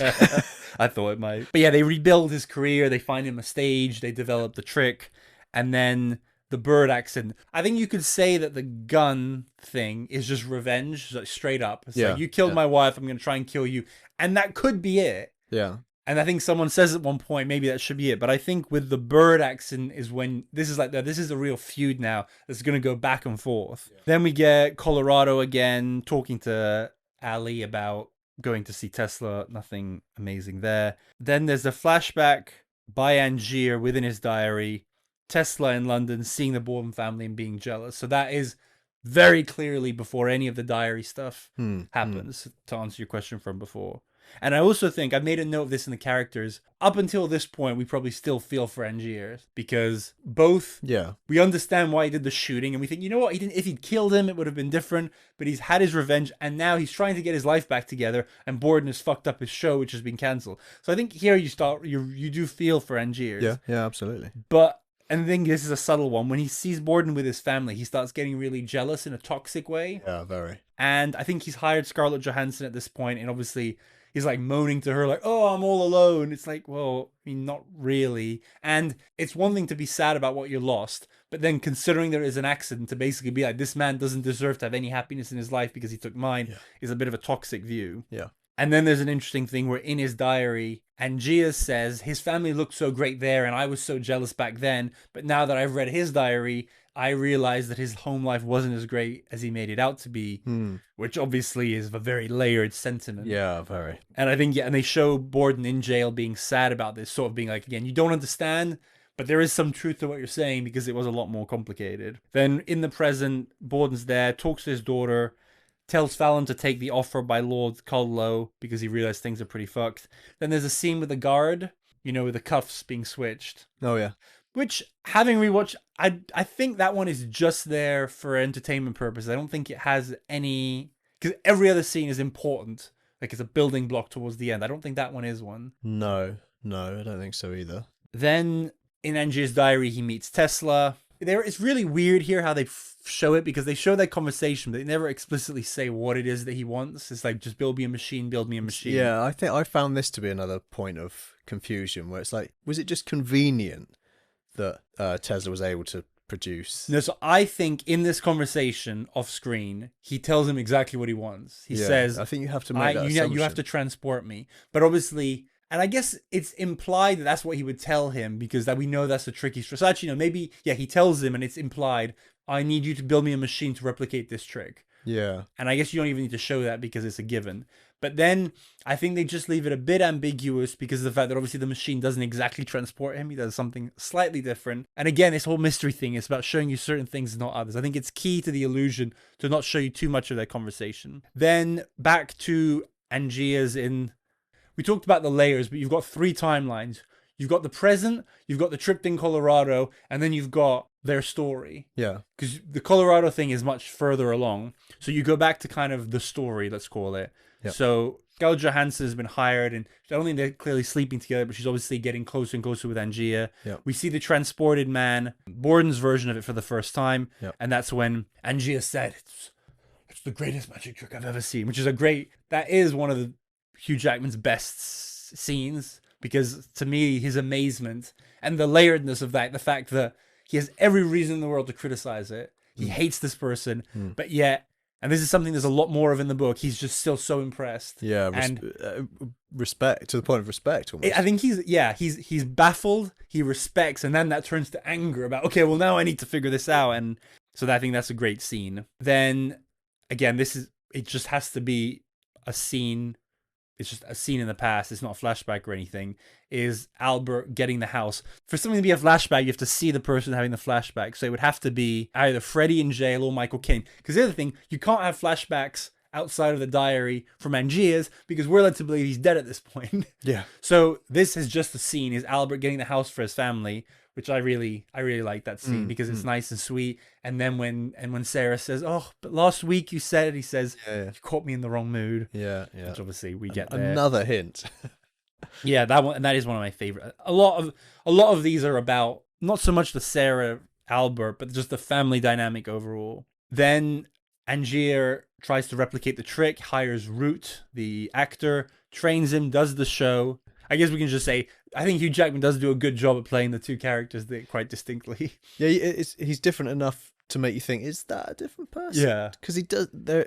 How do they do that? Do you know? I think they give him an overlip, like his teeth. Yeah, because it's the bottom half of the face. Yeah. His eyes are like exactly the same. I think so. I think he has his teeth. He has bigger teeth. I also read somewhere online they changed something in his ears, so they give him a couple of prosthetics, so it looks slightly different, but still very similar. Yeah, maybe that's a point in the story where it's a little bit convenient that he looks so much like him. I think it's important here to take a second and say, what is the purpose of the Root character? What's your take on it? Like, why was it important for us beyond for him to replicate the trick? But it is an important part of the story. I think it's important because he looks so much like Angier, but you know that it's not, and you can tell that it's not. That it's saying there's no way you can do much better than this. To say like Borden must be doing something other than the double. That's how I take it. So I agree with that on the surface, but I think there's a deeper thing. Even though we're never supposed to sympathize with Angier's at the end when we know everything, I do think we can understand why he did it. And one of the key things is about trusting other people. And obviously by having the whole Root thing, him bowing under the stage, which is a great shot. Yeah. And that's a key thing of his. Basically, I think it's important building blocks of Angier's personality, some of which he's discovering about himself, is that he wants to be the one with the glory. So he needs 100%. To come up with another solution because he doesn't want to be the one under the stage. But one of the key questions people have, I found it over and over on Reddit, everywhere online, is why doesn't Angier duplicate himself once and then just do what Borden's doing and basically as if it was twins? And there's 2 answers for that. The first is that he would still have to be the man downstairs some of the time, even if they split it. The other is that he wants to frame Borden for the murder, so he does need to kill the double at some point. But I think an important thing is that he realizes, even though his duplicate would be exactly him, so he could probably trust him more, I think the whole Root experience basically is teaching him to not trust anyone else, that he will not put his faith in the hands of someone else. And the whole ending bit, he trusts no one. He gets the machine from Tesla, which is like completely self-sufficient, which is very convenient. but then he doesn't trust Michael Caine. He doesn't trust the blind people. He doesn't trust anyone. And I think it's just important to him that he gets burned so hard by Root, because Root has no reason to fuck him over. He's being well paid. He's getting whatever, and he royally fucks him. And I think, again, on rewatch, you do understand a little bit. You don't forgive them, but I think you understand Angier's motivation better, given how badly he got fucked by Root. So I think it's an important stepping stone for him to become the villain that he is. Yeah, but it's also part of the character, the like 3-dimensional character stuff, in that Angier cannot do what Borden is doing. I think that's the main difference, because you've got that scene where the two are watching the old Chinese magician, and Christian Bale's clearly like, oh, that's amazing, but Angier's like, it's almost like, no, throw away, like. And the biggest thing is that Michael Caine tells Angier the whole movie how Borden is doing it is with a double, and he's just like, no. So yeah, he sees things differently. Yeah. But then obviously what has interesting is that, you know, they're on top of the world, even though they're using a double, it's working. But then I think it's as soon as it's like everything's going great, he says, okay, well, you need to go now to Olivia. He says, you need to go spy on Borden, because I need to find, this isn't good enough. I need to find out how he's doing. And I think this, to me, after the jealousy, this is probably the biggest one where he becomes an irredeemable villain. Yeah. Because he sends this woman who loves him to go spy on his enemy, because, you know, he says this, I mean, he doesn't say, but he implies it's far more important for me to find this out than anything with you. And I'll talk about it more later on, but this scene does happen in the book. But in the book, Olivia offers to do it. Oh, okay. Which in his essay, Christopher Priest criticized, because he says, "Oh, that changes everything." And I'm like, yeah, it does change things. I think that's one of the points of this version versus his book, is that it's not meant to be. Again, I'll go into it more, but I think her basically being forced into do it is a key point. Yeah, 100%. And yeah, and I think at that point it's like, oh, fuck you. Like, this is a horrible thing to do to someone. And I think he gets exactly what he deserves when it turns around and blows up in his face. Then we go back to Colorado. Tesla does the test. They fail. Then we see, this is another interesting one. We see a version of the Olivia coming to Borden to like try and work with him. And she gives her story. Yeah. Which is a pretty convincing one. She says he sent me. Right. Yeah, she offers the truth and then a bit more truth as well. Well, that's it. She initially, in this one, she offers the first layer of truth. Yeah. He sent me. He told me to tell you that because blah, blah, blah. And then she goes again. And then later on, and I think this is okay. And then later on in Borden's diary, we get the rest of the conversation where she says, he sent me. He's told me to tell you so that it'll work. But the fact is, it actually has worked. I hate him. He's done this to me. Let's burn him down together. She doesn't say that exactly. Yeah. But she says, I hate him now. But that is later. And that's another one about the whole unreliable narrator. I literally checked the script and I watched the two scenes next to each other. The second scene starts off exactly where the first scene ended. There's like an overlap of a couple of sentences and then it continues. So it's not a case of it being remembered differently by two people, which is what you would expect if you had an unreliable narrator. Even scenes that weren't controversial, you would see them differently through different people's eyes. Like, I'm sure there's conversations between them, and that happens in the book, because in the book there are these two diaries, and you can look at them side by side, and you can see that a conversation is very well done, because that's exactly what would happen. You know, even friends, we could go to the pub and something could happen, and if we both wrote a diary entry, it would be slightly different over what happened first or what words were used. But that's not the case in the movie. No. There's never a scene in the movie that's shown to us twice and it's different in those two. So despite all the diary stuff, I think everything we see on screen we can trust to not be fake, even though things are hidden from us. Yes. Yep.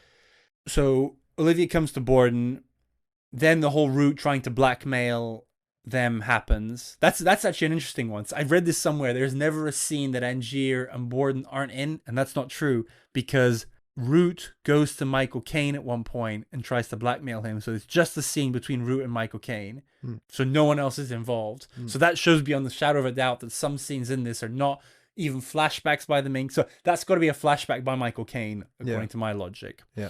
Then you see that's a really good scene actually, where you see Borden talking to Root, pretending to think he's Angier and saying, "Oh, I know you've got a double. You need to be so careful. The doubles, they have like so much power over you." That's a really good scene and well acted. But by both of them, because Hugh Jackman as Root goes, "Oh, this There's so many layers to it, actually. So Hugh Jackman is playing Root, who thinks that the person speaking to him thinks that he's Angier and plays along with it, while Christian Bale is speaking to who we know is Root, but pretending that he's thinking that it's Angier. Yes. And that's how he basically he inceptions him into fucking over Angier. And then we get that funny scene where I think he just goes on drunk late, when Root waves at him, drinks, comes out, it's like, ooh. And to be fair, this is again where you almost start feeling a little bit bad for Hugh Jackman when they take away the bag and he breaks his leg. That's a horrible scene. Yeah. Which again,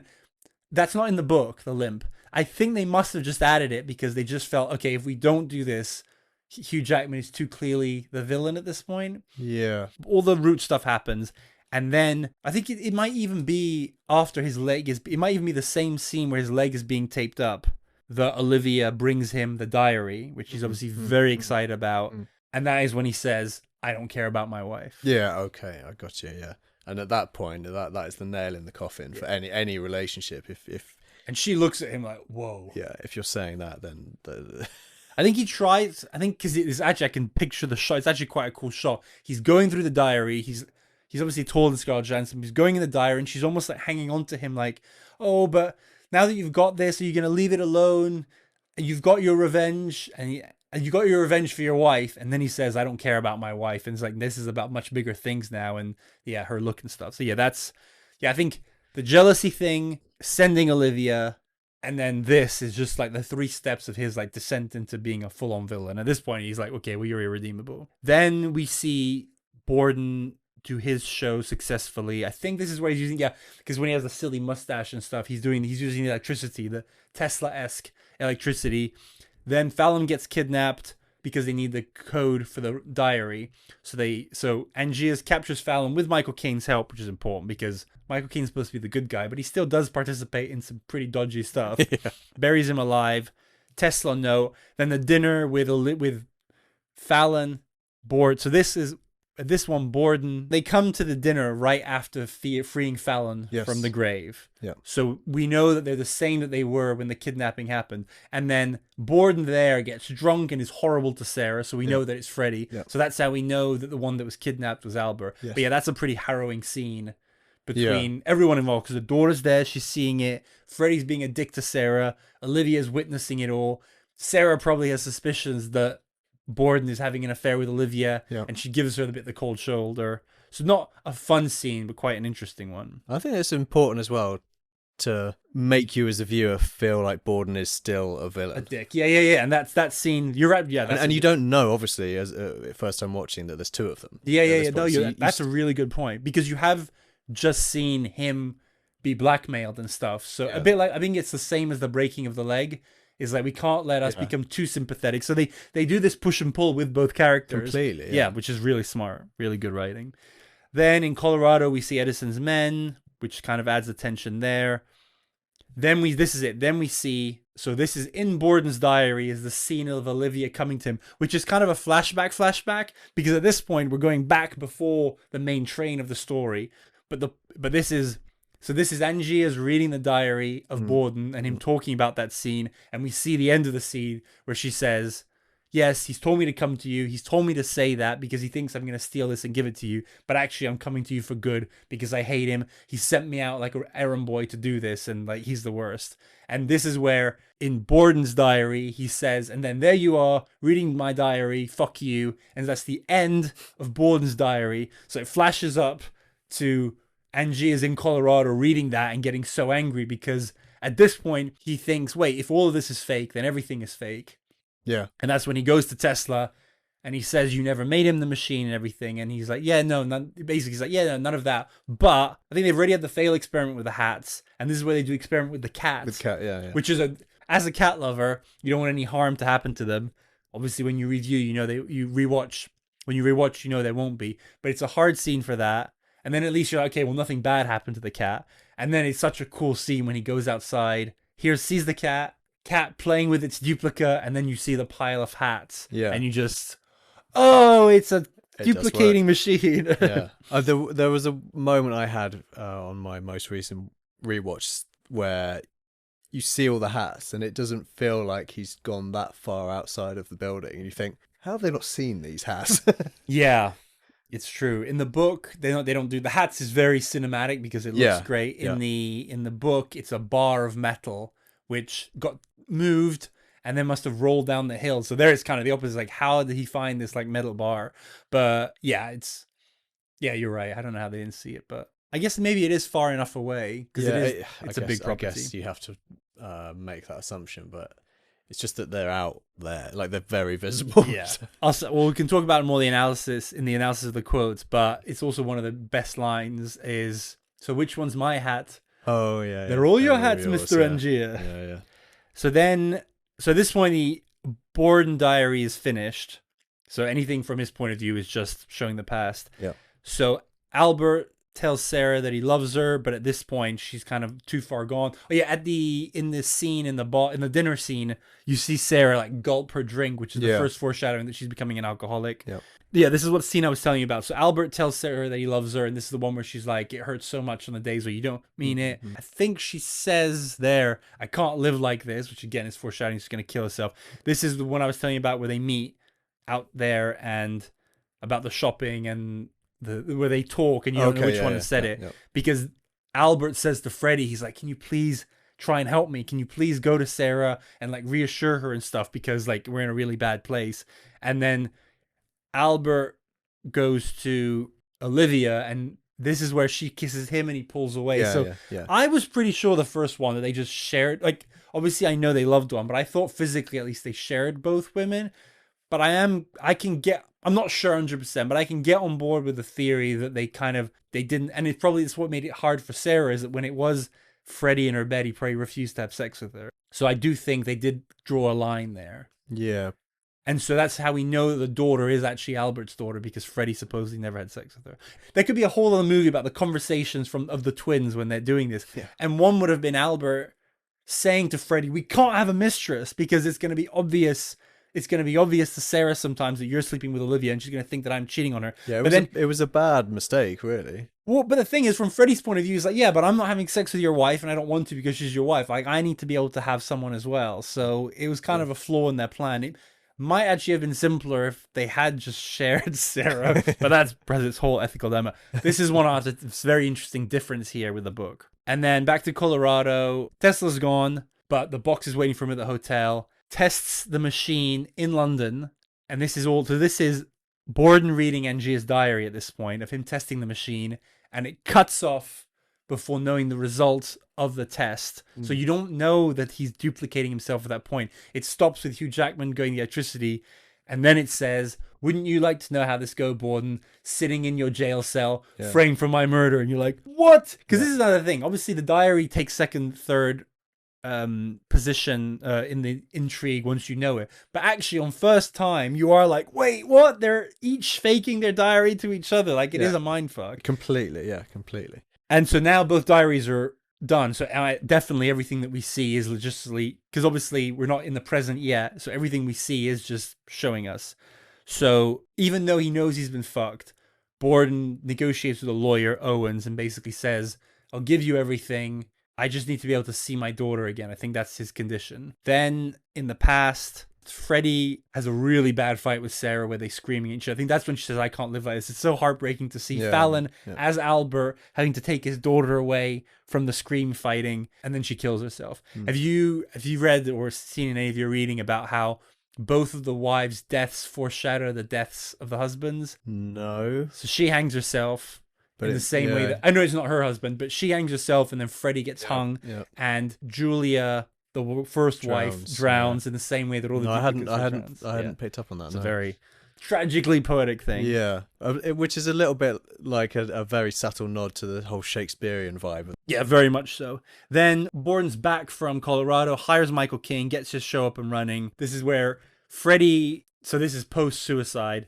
Scarlett Johansson is basically saying, like, you must be devastated. And Freddie, the one who does love Scarlett Johansson, basically seems a bit unfazed. Yeah. And he has this, I mean, this is actually Freddie being sweet because he says there were two sides of me. There's the one that loved her, but the one that loves you. I think he actually says there were two parts of me, one that loved her, one that loves you, and the one sitting here is the one that loves you. Yeah. And it's actually it's actually one of the only moments that Freddy is sentimental in the whole movie, because the thing with him and Scarlett Johansson is not well developed, which is probably one of the problems why her performance isn't super interesting, because there isn't more substance to it. Yep. But that scene, I think that scene and the ones with Hugh Jackman are where she does her best work. And she is, we'll talk about the accent later, but I think she puts in as good a performance as anyone could have in that role. Yep. But despite Freddy telling her this cute thing, she takes it the opposite, which is understandable based on her point of view. She says, "You're saying this to me now. You don't care about your dead wife. You could be saying this to any woman in any restaurant. So basically, fuck you." And I'm pretty sure that's the last we see of her. It's not said that she leaves him, but there's no mention of her visiting him in jail or anything. So I think it's kind of implied that if she didn't left him then,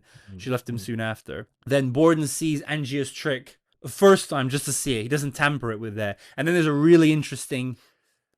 this is actually one of the only times you see Freddy and Albert talk to each other.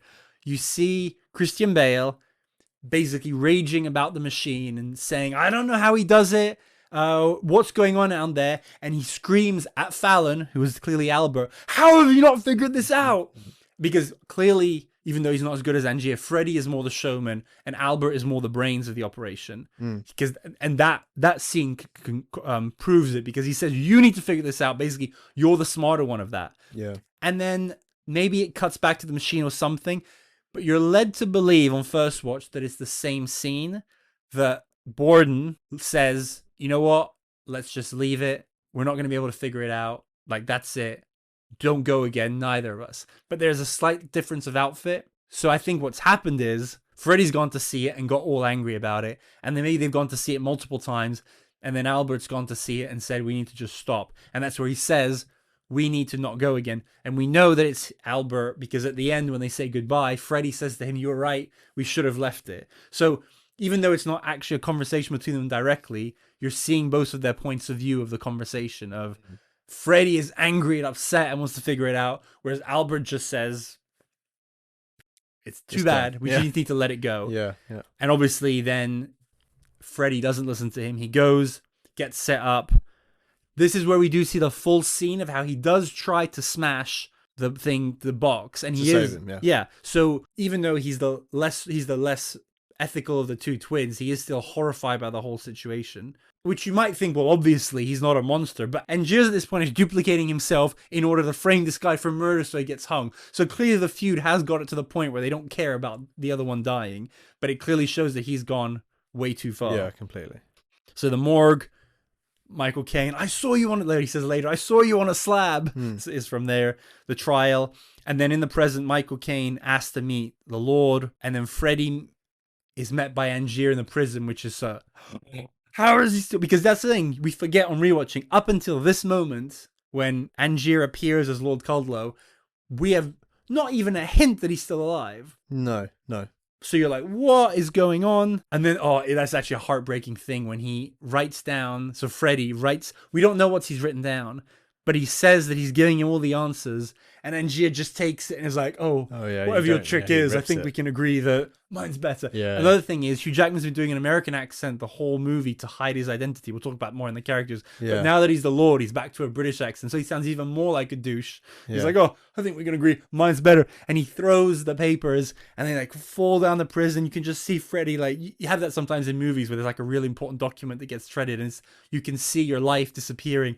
And I'm really glad they did this, because it could be a nitpick otherwise. He screams and he said, that's the man I was supposed to have killed. If I didn't kill him, why is he here?" Because it's important. Because if they didn't do that, people would say, well, why wouldn't he just do that? It's like, well, he tried and no one listened to him because they thought he was crazy. Then Michael Caine confronts Angier at the house and is horrified.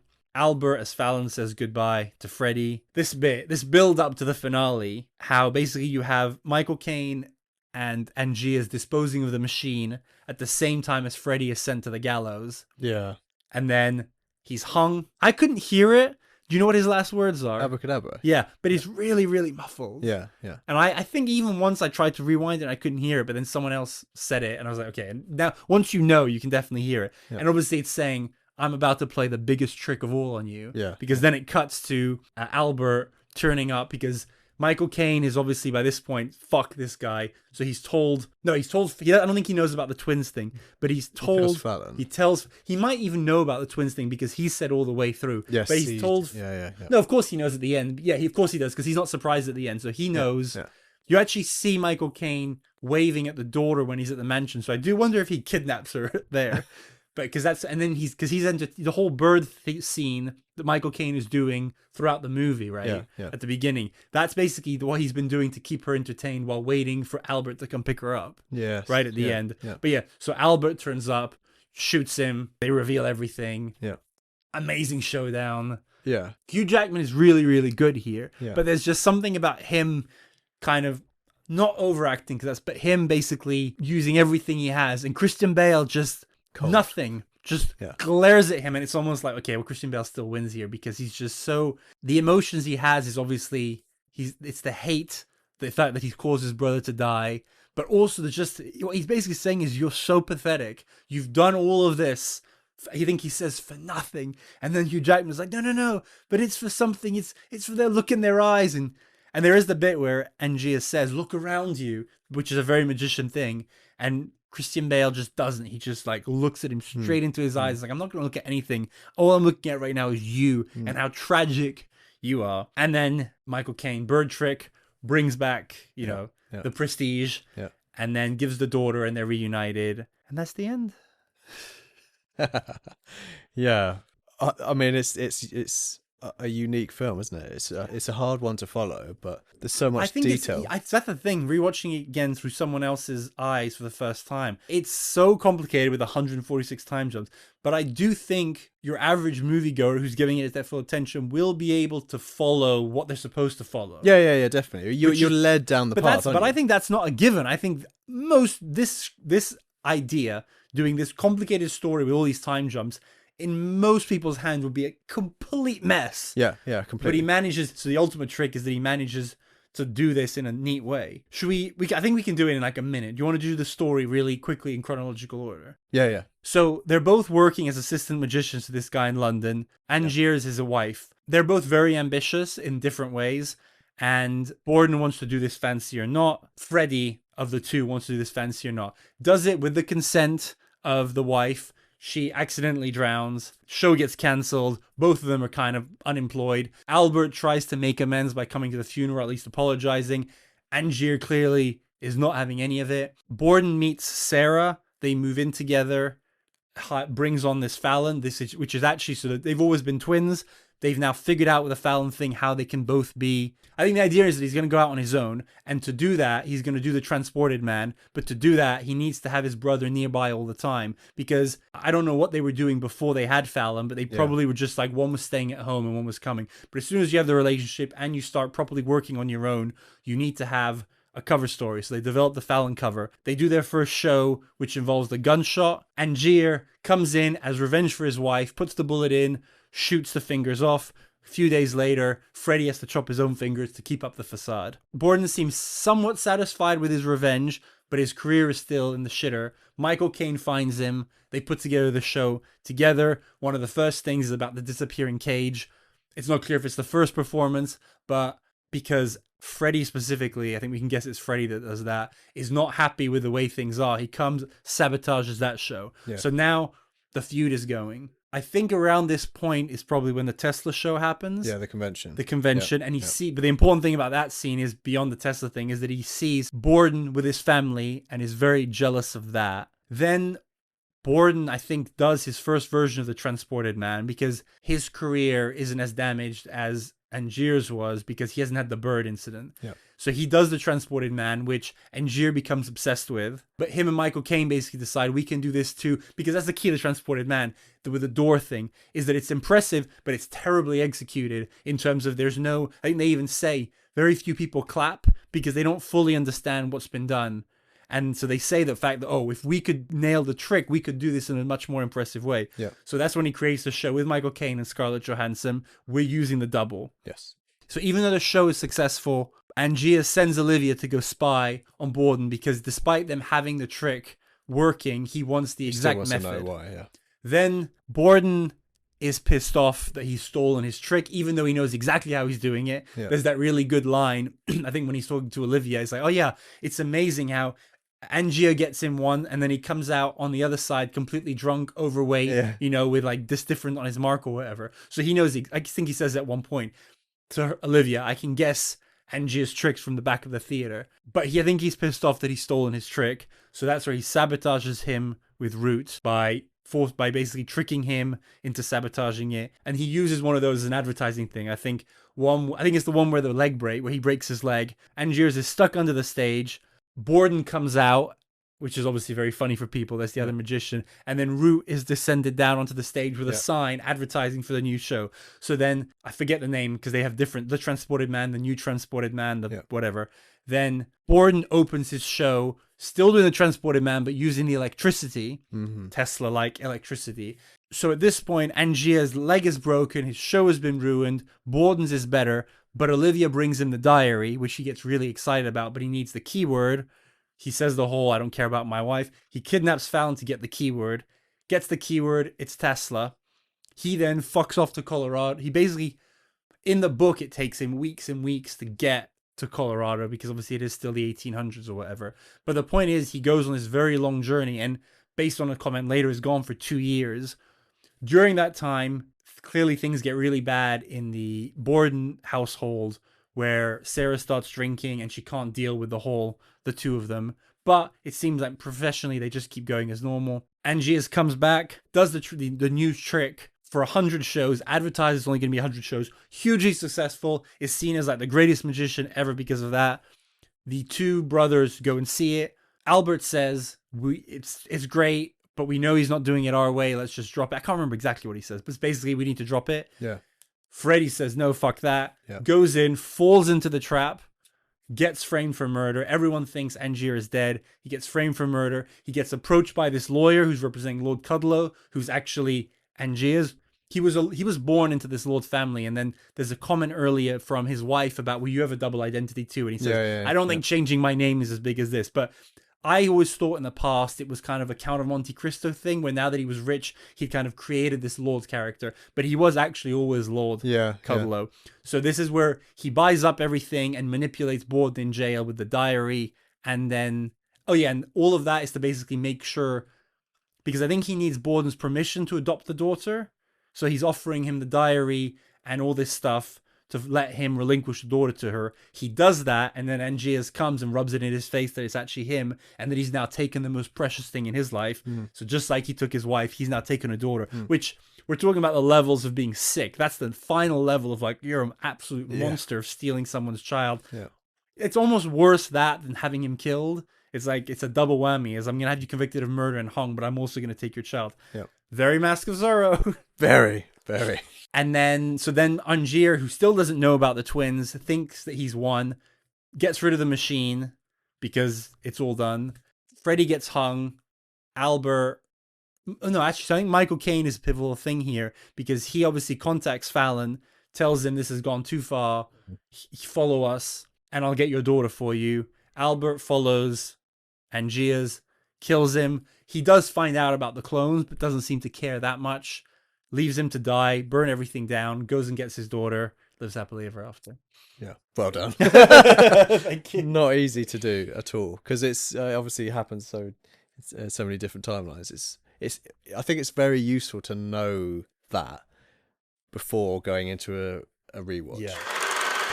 So now I'm gonna do the book versus the film. I'm going to tell Frosty now about the book. If you don't want that spoiled because you want to go read it, skip ahead 22 minutes and then we'll get back to it. So I read the book. I'll start with this. The framing device is completely different and it's really hard to get your head around it, both because it's not what you expect and I don't think it's the best part of the book. So the framing device is, it starts from this, so the book came out in 95. It's this journalist in 1995, just this ordinary guy who's just broken up or having a fight with his girlfriend, who's sent on some random assignment to some church where supposedly some person was in two places at one time. And you're just like, okay, I understand that two places at one time as a link, but what are we talking about? Also, super weird thing, the guy who's writing it I think he's writing it from the first person. The guy whose point of view we're seeing keeps talking about this fact that he always thought that he had a twin. Apparently there's a link that twins have, at least the book says that, and he always felt like he had this link with a twin, but there's no evidence that he ever had a twin. So there's like 30-40 pages of this, and you're like, what am I doing here? And the other important thing is this guy was adopted. Don't even remember what his given name is now, but he was a Borden. So he's a descendant of Borden. That's made clear fairly quickly. Yeah. But still, you're like, okay, I get the link, but what's going on here? And then he comes to this house and meets this woman called Kate, who turns out to be Kate Angiers. So in the 90s, they're basically the great-grandchildren of the Borden and Angiers that we know.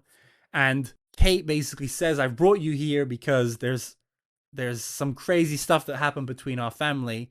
What it turns out to be, which is crazy saying it, so the ending of the feud is very different, which I'll get to in a second. But basically the feud kept going for generations afterwards in the book. Okay. And in the 70s, the two families tried to reconcile. So again, both the guys are dead at this point. Yeah. But the two families who know about the feud, they get together, and this is where Kate, that we see as a child there, and she meets this little boy called Nicky. So she's an Angier, and she plays with one of the Borden kids. And the parents spend all night trying to figure things out. It's never told exactly what they talk about. And then finally they go into their basement where they've got the machine. Basically, in the basement of the Angier mansion, the machine still exists. And they obviously have some fight about using it. And I think the Angier patriarch might say that he's going to do it to make a demonstration, because clearly the Bordens want to understand this machine.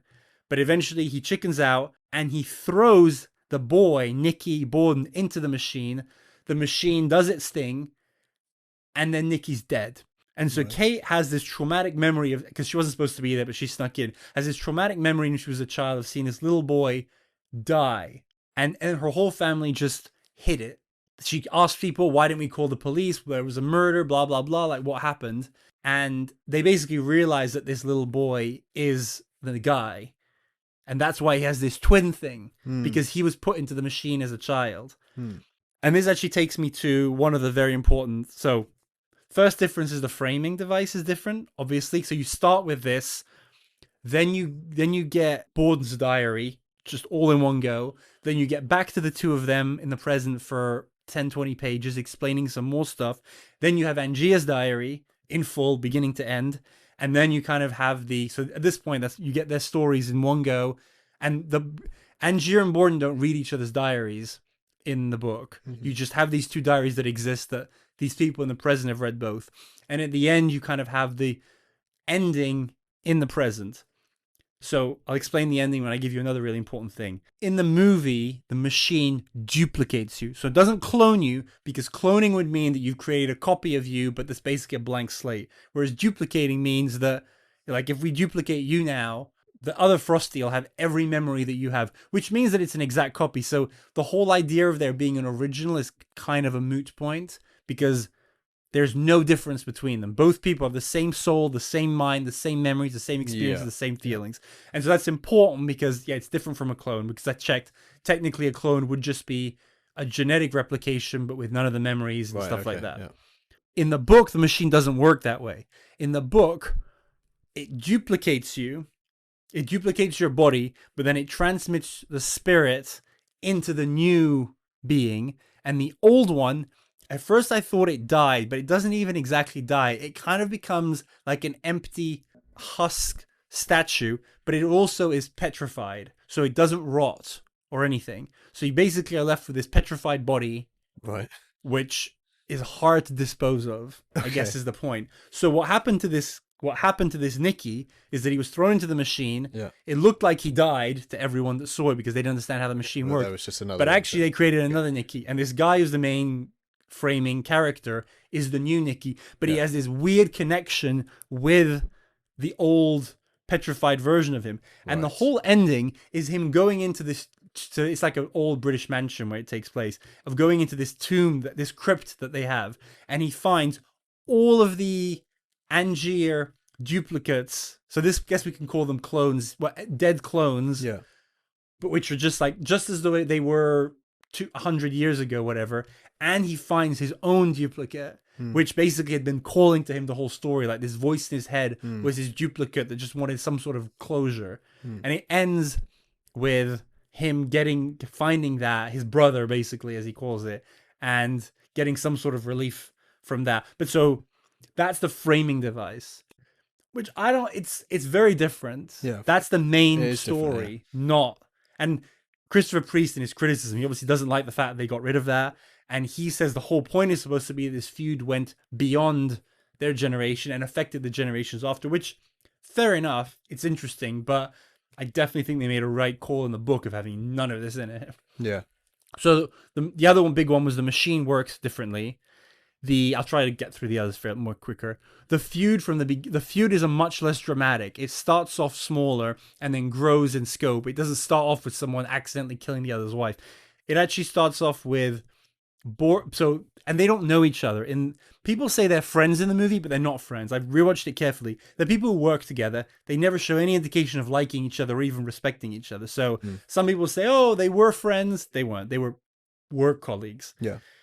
In this, they're not even that. They're just rival magicians who actually, they encounter each other a couple of times and exchange words, for example, when they sabotage each other's shows, but they never have a single conversation with each other, which is an important distinction. So they don't know each other. But the feud begins with Borden, as a struggling magician, sees that Angiers is getting some fame by doing seances, so pretending to talk to the dead relatives. Yeah. And Borden has a real ethical problem with that and basically interrupts one of his seances and is like, oh, this is how he's doing this, now he's doing that.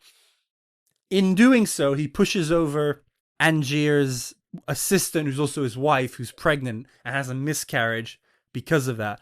But it's never actually clear, but Borden actually never finds that out. So that's kind of an interesting element about the feud, is the fact that there was a misunderstanding, that then when Angier retaliates, Borden thinks, is he just doing this because of the fact that I sabotage his seance? But he's actually really pissed off because of the fact that his wife had a miscarriage, and they almost years later, like his wife takes years to recover, and like it really impacts them. I won't go through all the detail, but then they have a lot of tit for tat, and then the machine thing happens. So the other big difference is the theme of spiritualism is very big in that one. Mostly with the whole use of seances, and then also something I'll tell you about in a minute. The other thing is about the clear bad guy. So I think we can agree that in the end, Borden is the better guy and Angier is the bad guy, right? Yeah, they're both bad, but Angier is worse. But Albert, I don't think is bad at all. I think he's the victim of it all. Yeah, somewhat, yeah. And Freddy is, but I think we can agree that the overall villain is Angier. Yeah, definitely. In the book, it's not the case. You go back and forth, like, so because you read, this is a very interesting thing that they decided not to do in the movie. You read all of Borden's diary, and you go, wow, Angier, just like in the movie, he's awful. And like, especially the beginning bit where you're like, why did he escalate it? Just because it seems like a real ego trip, the fact that he decided to start this feud, because Borden, after the seance thing, actually has misgivings, and he goes to apologize, and he sends a letter to Angier apologizing, and then he gets it sent back to him in shreds. And you go, oh yeah, okay. Angier's a real asshole. But then you read Angier's side, and you realize that he's dealing with his wife having a miscarriage, so he's in no mood to calm it down. And both of them do at various points try and end the feud, but basically each time they do that, the other one is too angry, so it goes back and forth. But in the end, they both do bad things, but the worst things they do, like the miscarriage, are accidents, whereas Hugh Jackman does really bad stuff on purpose. Yeah. Something like the Olivia being sent away, which happens, as I mentioned, she offers to do it. Yeah. And Angiers initially says, I don't want to do that, but she insists. So that definitely changes him. And there's nothing about him saying, I don't care. Well, and Angiers he never says, I don't care about my wife, because his wife isn't dead. But he never says anything like, I don't care about my baby and stuff. So there's never that villain turn. And again, the author was really angry about this. He said, you turned my really interesting, both flawed characters into a very cliche villain in Hugh Jackman, which I get when this is your starting point. But that's what you've just got to see as two different works of art, because this clearly it's a choice to make it a villain. Yeah, very different. Another important one is Borden basically being, even though they do the Albert Freddy thing and they do have differences, rather than having two lives, they very much share the same one. So they they both love Sarah and they both love Olivia, and they both take part in everything. It's not a case of them sharing two halves of our lives, but it's that they both live both lives. So that's an important one. Then the other important one, when Borden writes his diary, he doesn't reveal that he's a twin, but it's very heavily hinted. And in Angier's diary, the theory of the twin is talked about openly from the beginning. He does push back on it, but it's very clear to him about the twin thing. The twin thing isn't this big twist at the end. Right. It's very much out there. And that was another thing that Christopher Priest was annoyed about, because like, this wasn't supposed to be the twist. The twist was supposed to be these other things. It's like, great, but Christopher Nolan decided to make it the twist. Yeah. And I think you could criticize, the one thing you could criticize in the movie is that surely someone would have thought about the idea of it being twins. Yeah. And apparently it was a common thing in magic that twins did actually do this. Yeah. But obviously from Christopher Nolan's point of view, even if you had someone suggest it, that would, you would think of it then and be like, well, that's obviously what it is. So I'm glad they did it differently.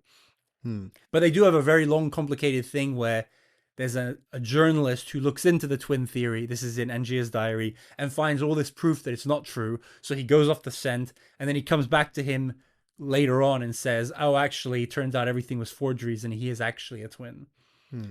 So Angier does actually know about the twin thing for sure before the ending, which I'll get to in a second. So this is a fun little one.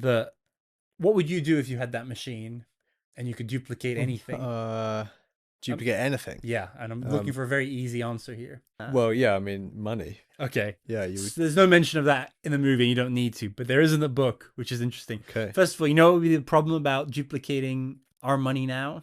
You'd have duplicate serial numbers, because you'd be duplicating it. So he says he does it for a bit, but he doesn't want to get into trouble with that. Yeah. So what he starts doing is every time he does the duplication, which even though the original isn't alive anymore, it still is you still have two of whatever you've put into the machine. So every time he does it, he puts 3 gold coins in his pocket. So that way the new alive person appears with the gold coins, but the dead one has the gold coins as well. So he does that in a way of basically copying gold, which Tesla apparently gives him a warning about why you shouldn't do it with objects. It's that it's easier to do it with living things. Okay. But I thought that was quite an interesting thing about, and I'm actually surprised they didn't put an Easter egg of like someone mentioning that, we should try cloning gold. Yeah. But he does a lot of that. And near the end, he does it loads and loads and loads because before he dies, he wants to ensure his family have money forever. So I enjoyed that. Yeah, I hadn't thought about that actually. An Easter egg could have been a good thing to have in the movie though. Like maybe, you know what it could, here, sorry, Christopher Nolan, but I think I have it. It would have been one that only people who read the book. It could have been the one time he's about to, maybe even when he tests the machine, he looks into his pocket and there's gold coins. Yeah. And maybe he remembers Tesla saying, oh, you never want to have gold coins because it's so-and-so. And that would be just that would be good. Yeah. And then, so I've got 2 left. Okay, I'll do this one and then the big one. So Angier's family is completely different. So obviously in this, his wife dies early on and then he has an affair with Olivia. And other than that, he's by himself. But in this, so his wife is his assistant, has a miscarriage, is very angry with him. He then has an affair with Olivia, but leaves his wife in the process. Then cheats on Olivia with someone else, and that's used in their feud. Olivia leaves him, but then but he does reconcile. He has children as well with his wife. But then near the end, he reconciles with his wife, and she knows everything about the cloning and everything, and she's part of it. So he very much has a family life, and that's how obviously he has ancestors and stuff going forward. And again, that makes him more relatable because he's not just this crazy guy acting by himself. He's a man who misses his wife and obviously has done bad things and stuff, but it's obviously a completely different character with that.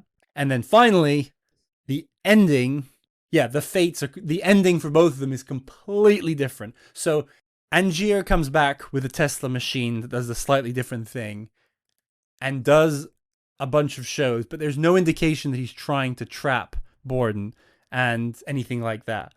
What does happen, however, is that Borden does get very curious. So just like in the movie, he goes down, but rather than it being obviously the water tank isn't a thing in there because they probably have a trap door for the dead thing to come through, but it's already dead. So you don't need to drown it or anything. Yes. But what happens is he goes downstairs, and just like in the movie, you know, the electricity is sparking and stuff. Yeah. But it goes completely in overdrive. The room under the stairs gets filled with smoke, and Borden actually thinks that something really bad is happening. So he clicks the off button on the machine. Again, and he's not doing it maliciously. He's just doing it because he thinks the machine is malfunctioning, whatever, because he's like so overwhelmed by it. But what happens is that turns the machine off mid-trick. Right. So what happens, and I was reading this and was like, what?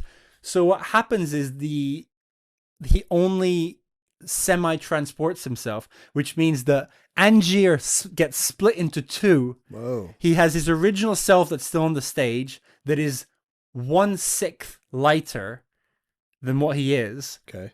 And also gets very ill very soon and basically dies within a year or two and also has no strength and just gets tired at everything. So he loses it's almost like obviously you would die if this happened in real, but it's just the idea that he's lost a part of himself and now he's just very ill and dies very quickly within maybe a year or two. It's not like it's immediate, but then what he's created, the 1/6 of him has created basically a ghost of himself. Okay. So, and the ghost understands what has happened and doesn't actually go back. Let's call the bigger one the original, and the ghost. And the ghost is translucent. Like basically, in certain ways, he can be seen by people, but not obviously. So he looks very much like a ghost. And what's and the thing is, the ghost goes to the machine to see what happens. Yeah. And in Borden's diary, he describes how after he's getting out of the stage from this, he saw Angier's, but he looked transparent and he looked like a ghost. And you're reading it and you're like, wait, what? And then actually, I'll tell you from this point of view. So Borden sees this and gets freaked out, and then says a few weeks later, he found out that Angier had died. Yes, he says that Angier had died. And he's like, okay, that was weird. It was a bit sudden. 7 weeks later. And then sometime after that, he's in his room between a show and he sees the ghost of Angier come at him with a knife and try and kill him. And they have this confrontation, but eventually the ghost just decides not to, throws the knife down and floats through his door. So he's like, what the fuck just happened? But the knife is real. Yeah. And then I think that's where, and then he says, nothing was the same. I'd lost a part of myself. I just went on doing magic, but I never did the transporter man again. And then when you read the Angier diary, you understand what happened with the ghost. It was the ghost version that went down to him. And then also the ghost version lived this miserable existence for a few months in London, basically not being able to do anything, but still needing to eat. And then basically said, I'm going to kill Borden as revenge. But then he didn't have the chops for it. But then the Borden that he did that to dies of a heart attack a few days later because he's so traumatized by the whole ghost incident. Right. But there's still another Borden that's left alive, and that Borden is the one who writes the last passage in the diary where he basically says, I've lost a part of myself. So he's lost his brother, and he basically just, goes off into the sunset, not in the good way. Just like, I've lost my brother, I can't do my trick anymore. I'm really confused about what happened to Angier, because what actually happened to Angier is that even though he never planned to frame him, that was it. I've correct myself. He had planned to do the 100 shows. The idea was that he was going to fake his own death, because obviously he could do that because what's left behind is just a body. Yeah. So he could just basically, teleport, duplicate, run off, become Lord Caldlow, which he always was. There's a whole backstory about his brother. Basically, he grew up in this aristocratic family. His brother was the eldest. His brother gave him an allowance until maybe 21 and then basically cut him out completely. He had no involvement with the family. He was cut off. But then his brother dies while he's in Colorado. So he basically comes up to be Lord Cudlow. So that's always been part of his identity. But so his idea is, because Angier is a fake, Robert Angier is a fake name. So his idea was to just kill off Robert Angier and to go back and be the Lord. So he basically does that, but not before the whole splitting happens. So he does that, which is why Borden thinks that he's dead. Then he goes to live as Lord Cudlow, whatever, but gets really, really ill. And after a while, his ghost comes back to him and basically says what happened. And they live out the rest of the main, and they introduce the ghost to everyone, to the wife, to the kids. Whoa. So they're like very transparent about it. They bring the machine. Eventually. No pun intended. they bring the machine to the mansion and install it there, which is why it's there later on. So the main Angier dies from like these horrible like cancers and stuff. But then the end of the Angier diary, which is written by the ghost at this point because it goes beyond Lord Cudlow's death. Yeah. Says that the last thing he's gonna do is that he set up. If this is actually crazy, based how weird everything else is. This ending, he set up the machine. So after he died, Lord Cudlow got put into the tomb, in the family tomb that I mentioned earlier. And so the ghost's idea is that he's going to set up the machine to try and transport himself back into the body of the dead Lord Cudlow, thinking, because the other thing is he thinks he's immortal as a ghost. So he figures either it'll kill him or it'll reunite him into one being. Okay. And that's where the diary says, I'm about to do this, and then stops.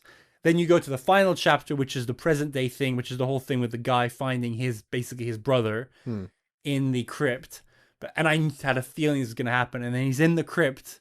There's like a weird, sinister being that's following him around. And he like runs out into the snow and said, because Kate didn't want to come in with him, and says like, look what's coming out of there. And basically it's the ghost of Lord Cudlow Angier, which obviously his thing didn't work. And he's still alive. Well, still exists.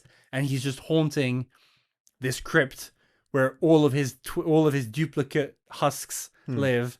And he just now is just this, he's just this immortal ghost living in misery. And that's the end of the book. Wow. I mean, that is very, very different. I've also spoiled it all for you, but I will tell you this. Even though the beginning and the framing device is weird and I don't love it, when you get into the diaries, it's a page turner. Like, Okay. I mean, I'm not a big reader, and I read 400 pages in like less than a week. So if you're intrigued after this, I would recommend it. So anyway, Frosty, that's all to say that I recommend the book, but you might want to skip that if you didn't want the spoilers. Yeah, it's interesting. It's a very different vibe. It's more like horror. So he's actually described as horror on Wikipedia as the genre of the book. Yeah. Yeah. Which I, to be fair, didn't get until I got to the last chapter. But yeah, I was like, oh yeah, it's very, very horror-y. So now I'm going to do very quickly things people get wrong about the Prestige. What research did you do for this? Well, I was really keen to understand the chronology of everything. So I was looking at the timelines people have drawn up in like a diagram form, where you've got the diaries running on different levels. Oh, I haven't seen and that. How the thing like levels. zigzags, which is really good. And also just trying to pick at a few little moments and scenes where I was not completely sure as to why things were done in the way they were done. Did you watch any like video essays of people saying I'm talking about this explained or stuff like that? Couple, yeah. Yeah, so I'm sure we had some overlap, but Yeah. very interesting. Thank you guys. I've used a lot of those in preparing for this, but I did come across a couple of things, some of which I've already brought up, that I just want to say that things that people get wrong about it. So the first, I said they were never friends. A lot of people who are doing the more simplistic synopsis say, oh, they start off as young magician friends. No, they weren't. Then again, I hopped on about the deceptive narrator. I've also seen some of the theories. Like one of the theories that he's not actually cloning himself and that not duplicating himself, and that whole thing is just a setup meant to deceive us. I watched like a 10-minute video on that and it was ridiculous. It made no sense. It's full of holes. In the comments, everyone's really angry about it. So, and the thing that a lot of these conspiracy theories are built on is the whole deceptive narrator thing, that you can't trust anything because it's not. As I think I've made very clear, that's not the case. Yep. So yeah, all the flashbacks are not in the diary. Some are just showing what actually happened. Yeah, so like we said, they're hiding things from us, but we're not actually being actively deceived. That's not what Nolan is doing. Then the other thing is some people don't understand that Angier was always a lord. So Yeah. And that's confirmed by him saying at the beginning, I hid my identity. Yeah. I think it actually didn't come up. I thought it would. Obviously, there are things that are different between the book and the movie. But I think, to me, if something hasn't been, unless it doesn't make any sense, or it's not specifically specified to be different, I think we can assume it's the same. So, for example, in the book, you get both of their upbringings. And I think it's fair to, and the Borden one very much tracks with Christian Bale's in the movie about how he grew up. And, for example, that his father was a woodsmith and that he learned like wood carving and stuff and was very good at that because you see him all the time in the workshop. So I think anything, for example, if you have some questions later that aren't in the movie, I'm pretty sure that if the book piece fits in, it's fair to assume that. So the Lord Cudlow thing fits in perfectly. So I think it's fair to assume that everything in the book about that and about how he got cut off by his brother and then then his brother died and then he got the title, which is why he went back. It's fair to assume all of that is pretty much what is meant to have happened in the movie. Yeah. Yeah. The other one, which this one is mixed. I think a lot of people get it, but some people get mixed up. The first thing is the fact that they're not clones, they're duplicates, which I've said already. Yeah. But the other thing people will say that Angier was crazy because he killed his own clones every night. But that's not what happened. Angier is there's no such thing as an original because of the duplicate, and like Tesla says, they're all the same hat. So, but what's happening is the one who steps into the machine is not the one who's the prestige. So whoever steps into the machine on any given night is going to be the one who's going to fall and drown. Yes. And then the new one is the next day going to perform the show and is then going to drop into the machine and die. Yeah, so is this just... It's a cycle. But people say about how the real, which again, there's not really a real... It's just the latest version. Exactly. But if you are gonna put a label on, let's say if you just call them Angier's 1, 2, 3, 4, 5, Angier's 1 tested the machine and shot Angier's 2, right? Yes. So that's the only time that he actually kills the duplicates. But then, assuming in the book he does loads and loads of tests, but let's just assume for a second that's not the case here. When they do the demonstration for the theater owner, that's Angier 1 going in and creating Angier 3. But because Angier 3 comes out and talks to him, Angier 1 is dead at that point. So that's the latest point at which he disappears. So yeah, it doesn't make it any better, but it would be a bit more sadistic if he was duplicating himself and then killing the duplicate every night. But he's not. He knows. And there's another thing about not knowing which one you... Yeah, that I'm not convinced by. So it's all about, I mean, this is a whole philosophical thing, but it's all about what is consciousness. Yeah. Because it's possible that basically this consciousness is being... Because if you think about it's having all the memories and stuff, if you're the Angier's who's the prestige, to you, it's like you did just get teleported. Because a minute ago you were on stage, you remember that, and now you're up here. So if you're that guy, great. But if you are the consciousness that stayed in the body and gets drowned, tough titties for you. Yeah, I guess it does make sense. But that can quite easily throw you off a bit. Yeah, it can be a bit confusing. Another thing, this is one that I thought about that people might... It's not something people harp on about, but I think could be a nitpick. Is there's multiple points where one of them is picked in the audience by the other. And you may say, well, how would you know that you're going to get picked? Because a lot of that depends on, like, Borden knowing that he's going to manage to go and look at the machine, and Angier knowing that he's going to. This is a bit out there, but in the book, they talk a little bit about the process of picking your volunteer and how you want to look for certain things. So, for example, you don't want to pick someone who's too drunk. You don't want to pick, like, someone who's too attentive. You want to pick someone who looks a bit dumb and stuff. So I think from a magician's point of view, they would know what a magician is going to look for, and they would learn how to replicate that. Yeah. So that's just a little one. My two nitpicks, and even these, I have an answer to them, but I'm curious whether you thought of them. My first is, Borden tries to break the glass box right to save Angier's because he thinks he's accidentally drowning. Yeah. What would have happened if he'd managed to break it? Angier's would have been fucked because everyone would have realized what had happened. Yeah, I mean, it would have been a different ending. Yeah, and so at first I was like, wait, but why would you have a hammer there if you didn't want that to happen? But is it a hammer? It's not a hammer, it's a wrench. Okay. So basically, he obviously didn't put a hammer because he didn't want that to happen. Bit clumsy to leave a wrench. Yeah. But so it was it's not a plot hole, it's not even a nitpick, but it's a hole in Angier's plan. If it's a wrench, perhaps he was leaving it there to try and aid in the whole framing thing. No, because if he had done it on purpose, he wouldn't have tried to open it, would he? So, because Michael Caine, who's inadvertently part of the framing, because he sees that someone's gone down, and he's the one who catches him down there, thinking that he's replaced the dummy lock with the real...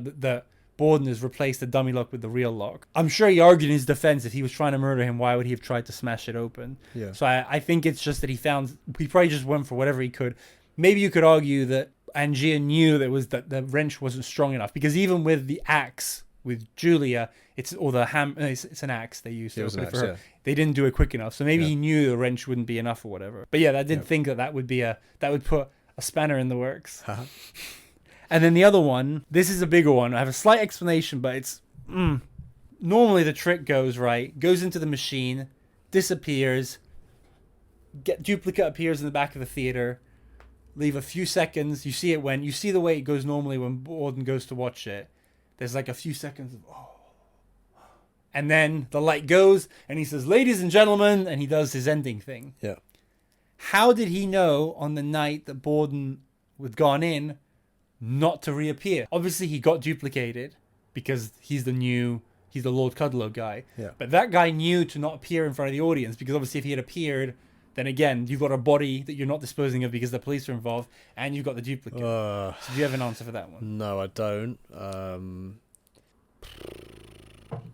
No. I mean, you'd have to assume that maybe he just saw him around, maybe, and was like, okay, well, I know not to reappear this time. So that's the theory some people say, but I think Christopher Nolan is too smart to not at least show.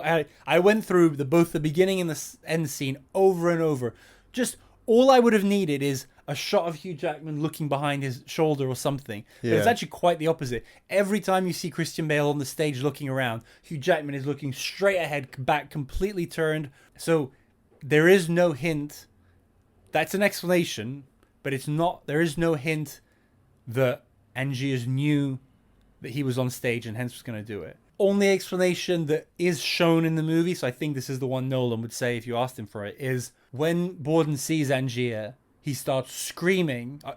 He has a moment of what the hell, but then he starts screaming. But even before he gets the wrench, he screams, "Where's the lock? Where's the bloody lock?" So Angier might have heard that. There's a shot. There's not just that. There's a shot of the audience. Now that I think about it, the shot is actually from where Angier would appear's angle, I think. But even forget that. There's a shot in the audience. You can see that, you can hear that they can hear under the stage. So Nolan wants you to know that the audience hear Borden under there screaming, and they obviously have commotion and stuff. So the theory has to be that Angier, maybe obviously he knows, he's hoping this is going to happen every night. So maybe he waits, because the thing is, he waits a few seconds for the trick to take its effect, but he can't wait too long. If he waits even 20, 30 seconds, people will say, "Oh, he just found a way to get all the way around the theater." Yeah. So he can't be waiting more than a few seconds. But maybe he gets there and he waits a few seconds to see if there's any commotion. And in this case, he heard that there was commotion. He may even have heard the screaming. And he's like, "Okay, great, mission accomplished. I get out of here." It's the only explanation there is. And well, here's another piece of nitpicking. Part of the reveal is that he's up on the back of the stage, the audience. A light is shone on him, isn't it? Yeah. How does the light person know? You mean in the case of the murder? Yeah. So if he's, does the lighting person shine when he sees Angier appear, or would it always just be after 10 seconds you shine? Maybe the light went and he just wasn't there. Or I think what's more likely is he's told to wait to see him emerge. Yeah, I guess that must be it. Yeah. He appears in a. Yeah, he appears in a box, and in the book they talk about how that box was specifically left empty, so that's where he's transported to. But yeah, so I think that's the explanation. It's a little bit flimsy, but I think it's the best we're gonna get. Yeah. All right, let's do the actors and characters. We've talked about them a lot, so we'll try and not spend too long. So let's start with Hugh Jackman. So I've got here that you do initially feel for him, but like we said, he gradually becomes the villain. And as we say, the big turns are the family jealousy, sending Olivia, saying he doesn't care about his dead wife, and then the final one is stealing Borden's daughter and framing him for murder. Yeah. But yeah, what do you think of the performance? I think it's one of his best ones, because he's got quite a varied collection of movies in his portfolio. This one is quite a good transition from like affable, charismatic, likable to abhorrent villain. Yeah. So there's a lot of subtlety to that as well, which I think he does pretty well. He's just very good at that. Like, he's a showman. Yeah, everyone said that's why he was chosen. It's very difficult to not see him post 2017 as the Greatest Showman. You look back and it's very similar. But it's a very similar role in the sense that when he plays Barnum, it's a similar thing where he starts off being like, "Oh, he just seems like this guy wants to put a show," but at the end he's like pretty unethical, obsessive, unethical, and he's a bad guy. Obviously, this is darker than that, but it's a very similar role. And apparently Hugh Jackman is known as, like, being a stage, obviously theater, singing, dancing, everything. And so he was perfect for this role and fits perfectly with the type of magician that he was meant to be. I'm actually only realizing this now. Obviously Hugh Jackman is the bigger showman than Christian Bale, but I think in the same way that Borden is meant to be the better magician, I think there's a clear indication that Christian Bale is the better actor of the two, in the sense that he has the harder things, the more... Yeah, I think Christian Bale is better in this than Hugh Jackman, but I think Hugh Jackman is great in... I think you're right. I think this is one of his greatest roles. I've got a bit on his career. So outside of... Because he basically... X-Men 1 in 2000 was what put him on the map. Right. But then outside of X-Men 2, which is in 2003... He hadn't had a fresh movie in his career up until this. I mean, keep in mind, it's only 2006. It's only a few years. But he did a bunch of other stuff. Like, he did the Van Helsing movie, which was terrible. He did another movie with Scarlett Johansson, actually, called Scoop, which got bad reviews. But because the Rotten Tomatoes score is not great for The Prestige, all things considered, this is only his 10th best movie on Rotten Tomatoes. Ahead of it are the Deadpool vs. Wolverine, Prisoners, which I know you love as well. Oh, yeah, that's good. Eddie the Eagle, X-Men 1, X-Men 2, Missing Link, X-Men Days of Future Past, Logan, and... Logan's good. Yeah. Bad Education. Have you seen that? No. So it's confusing because there's a British TV show called that as well. Yeah, isn't yeah. With It's Jack not Whitehall. That. It came out around the same year as well. So it's this 90s movie about a teacher who basically embezzled a bunch of money, and Hugh Jackman is the teacher. Okay. It's really good. You should watch it. And again, it's one where he starts off being a fairly likable character, but then it turns out he is the villain. But Prestige is obviously, because it's number 41, Prestige is his highest rated IMDb movie. What do you think of the Christian Bale performance? Yeah, I mean, I'm a big fan of Christian Bale. Same. It's the thing that he does so well is his intensity. You can you really believe in his, like, obsession about being the best magician. Probably because we know that he's obsessed with being the best actor. Because like the mechanic, it does help. The machinist. Sorry, you know that. He's being such an obsessive person anyway. It does help. The subtlety between the twins is really good. The way in which you can tell, but it's also not, you couldn't be too obvious for people to know on the first go. His accent as well, because he is Welsh, I think. Yes, but he does like a Cockney accent. Yeah, the Cockney accent's very good. He's got this slight lisp as well that helps. I don't know, it just brings the character to life a little bit more. Yeah, I think especially when you understand the subtlety of the two roles and you rewatch it with that. The Freddy character is much more what you're used to with. It's very much in his wheelhouse of the more. I mean, he's he's got very, very broad range. Yeah. But I think that's probably the easier one to play. Like, just a bash and like horrible to your wife and stuff. But it's the subtlety of the Albert character, like when he's being nice and romantic, or when at the end when he's like saying we need to stop and stuff. But then I also think when he's doing the emotion of the Freddy character in jail is very poignant as well. When he realizes that he's been fucked, when he says goodbye to his brother, that's like, and then obviously saying goodbye to his niece as well. So yeah, I think it's must be one of his best roles, because we think of him as his better actor. Obviously, come off from Batman Begins, where he's great in Batman. I think he's my favorite Batman personally, which I know is blasphemy to some, but I think in our generation. Is it? Danny loves the new one with Robert Pattinson. That cannot be better than the. It's very different. It's very. Danny is much more like. I mean, well, we talked about it. He's much more artsy and stuff, and loves Robert Pattinson. And loves Batman, so it makes sense. I think the Nolan one, even though I think it's the best, I think it is more mainstream, attainable. But yeah, I think he's the best. But I think, especially when you've seen The Dark Knight, you understand that the role of being a great Batman isn't giving the performance of a lifetime. It's just being really good at what you're given, because obviously Heath Ledger is giving a much better performance in The Dark Knight than anything not better in terms of, you get what I'm saying. I'm not saying that Christian Bale's doing anything wrong, but it's all about what you're given. Yep. And I think Christian Bale is given more to do in this than he's given in the Batman. Yep. And so we think of him as being this great actor, but the fact is that it wasn't always the case. So Batman Begins, he's very good, great. But it's not like he was being nominated for Oscars for or anything. No. And he'd done The Machinist a few years before, which I think everyone appreciated the effort he put in that more than anything. It's not a fun movie to watch or anything. It's pretty horrible. It's horrible, yeah. But he's a great performance. But he'd done Reign of Fire, which is like a dragon movie, Right. and Equilibrium, because a silly dystopian future movie, which were both, neither of those were fresh. So, yeah, it's not as though he was like one of those people that was just like rattling off great performances all the time. So I think it was great to see him in something really good.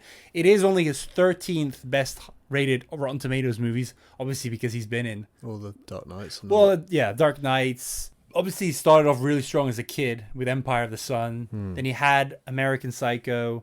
But then, yeah, he's had some really great ones like American Hustle, got a lot of critical acclaim. Vice, Big Short. Big Short, Ford versus Ferrari. Yeah. Like, he's not someone that comes out with like a new banger every single year, but yeah, he's pretty reliable. So those are probably a bunch of the movies that are ahead of it on Rotten Tomatoes. And on IMDb, it's his second best one. Can you guess the first? Oh, Dark Knight. yeah, of course, yeah.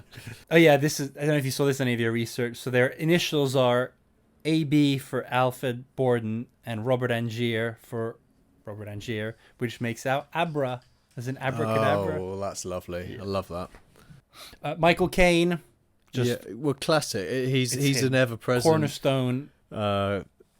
individual in a Nolan film. I think it's some of his lines are very important, and Yes. he's often like integral to the whole framing of these films. So Yeah, plays a key role. Yes, he's kind of the point of view. We kind of seen the movie through his eyes. Yeah. And I think he goes back and forth between who he likes and stuff, and at the end is just horrified. So I think we relate a lot with him. Yep. You're right. He moves the plot along very well. And also, I like how at the beginning he's clearly a mentor to them. Then he becomes kind of an associate, and then by the end he's just a pawn that's being used. But then in the end he's critical in kind of bringing everything together. So yeah, can't imagine anyone else doing that. He's just so good at those. I call them cornerstone roles. Yeah. Scarlett Johansson, we've alluded to. I think she's played the role as good as anyone could. She's obviously beautiful and plays that role. What do you think of the accent? I think it's fine. But the trouble is with these things is that you're so used to hearing. I don't think an it's a American bad accent. No, it's not a bad accent, but unusual. you're so used to her normal voice, and to see her face in that talking like that, it's kind of jarring. You know, a weird thing is that her character. So in the book, they're both men are British, and then she's American because Angier meets her in America. But what they decided to do here was to make it that Angier pretend because he's obviously British actually because he's Lord Kudlow, but he puts on an American accent to seem foreign to hide his tracks. But then for whatever reason they decided to make Olivia British but got an American to play her, so a bit all over the place. The casting is good in that Scarlett Johansson's obviously a very good actor, but being American doing British accent, I think it's fine. It's fine. Yeah. It's as you say, it's because she's so famous and is even more now. But at the time, she wasn't that famous, so I think they got away with it more. She's one of those that as soon as she was in Match Point, she was kind of on the. Well, and Girl with a Pearl Earring was probably before that, and Lost in Translation would have just been before. She was but not like superstar territory that she is now. But everyone knows she's American. Yeah, I think that's the thing. But I was going to say about her character, I think we do empathize with her, but it is sometimes you do need to remind herself that, she's not as unethical as them, but she is still lying, deceiving, spying, and having an affair with what she thinks is a married man. So she's not exactly, she thinks she's a homewrecker. Yeah. Which is funny that she's not. But at least she doesn't die, unlike all the other women in it. Then Rebecca, I'm not the biggest fan of Rebecca Hall. She had a performance in one of the Godzilla movies, which is don't know her from anything else. So. Yeah, I'm still recovering from that. But I think she fulfills the assignment. I think she acts it very well. Yeah, it's very tragic. Yeah. You really feel for her. Yeah. I did to think briefly that it does seem mildly sexist, the idea that neither of these... it's one thing for Angiers and Cutter, Michael Caine, not to realize about the twins thing, but the idea that these women who were both, intimate with them never figured it out. Pretty sure most women would think, I'm pretty sure I could figure it out if, my partner was twins and was always acting differently and like stuff like that. So, what do you think of David Bowie as Tesla? Yeah, this is one of the points I was going to ask about, because I can't claim to be anything of a Bowie fan at all, but I know, because he's such a famous person, I know that he's obviously done films and been in things that he's created himself and everything. It's It's a weird casting, in that he's so famous for being a musician. He plays the role pretty well. He's like known for being a eccentric, futuristic kind of guy. But the problem I have is it's very difficult to not be like, that's David Bowie. I think that depends how big a fan you are of his. The truth is, I know who David Bowie is. I've listened to some of his music, but I'm even less of a fan than you are. And if I'd seen this without knowing, I probably wouldn't have realized it was David Bowie. Okay, yeah. And I think he blends into the character quite well. I think the accent's a bit odd, though. I think Tesla did have a weird accent. No, but me personally, I know David Bowie's accent well. So he's putting on this like Eastern European, whatever it's supposed to be, because he's Tesla Serbian. Yeah.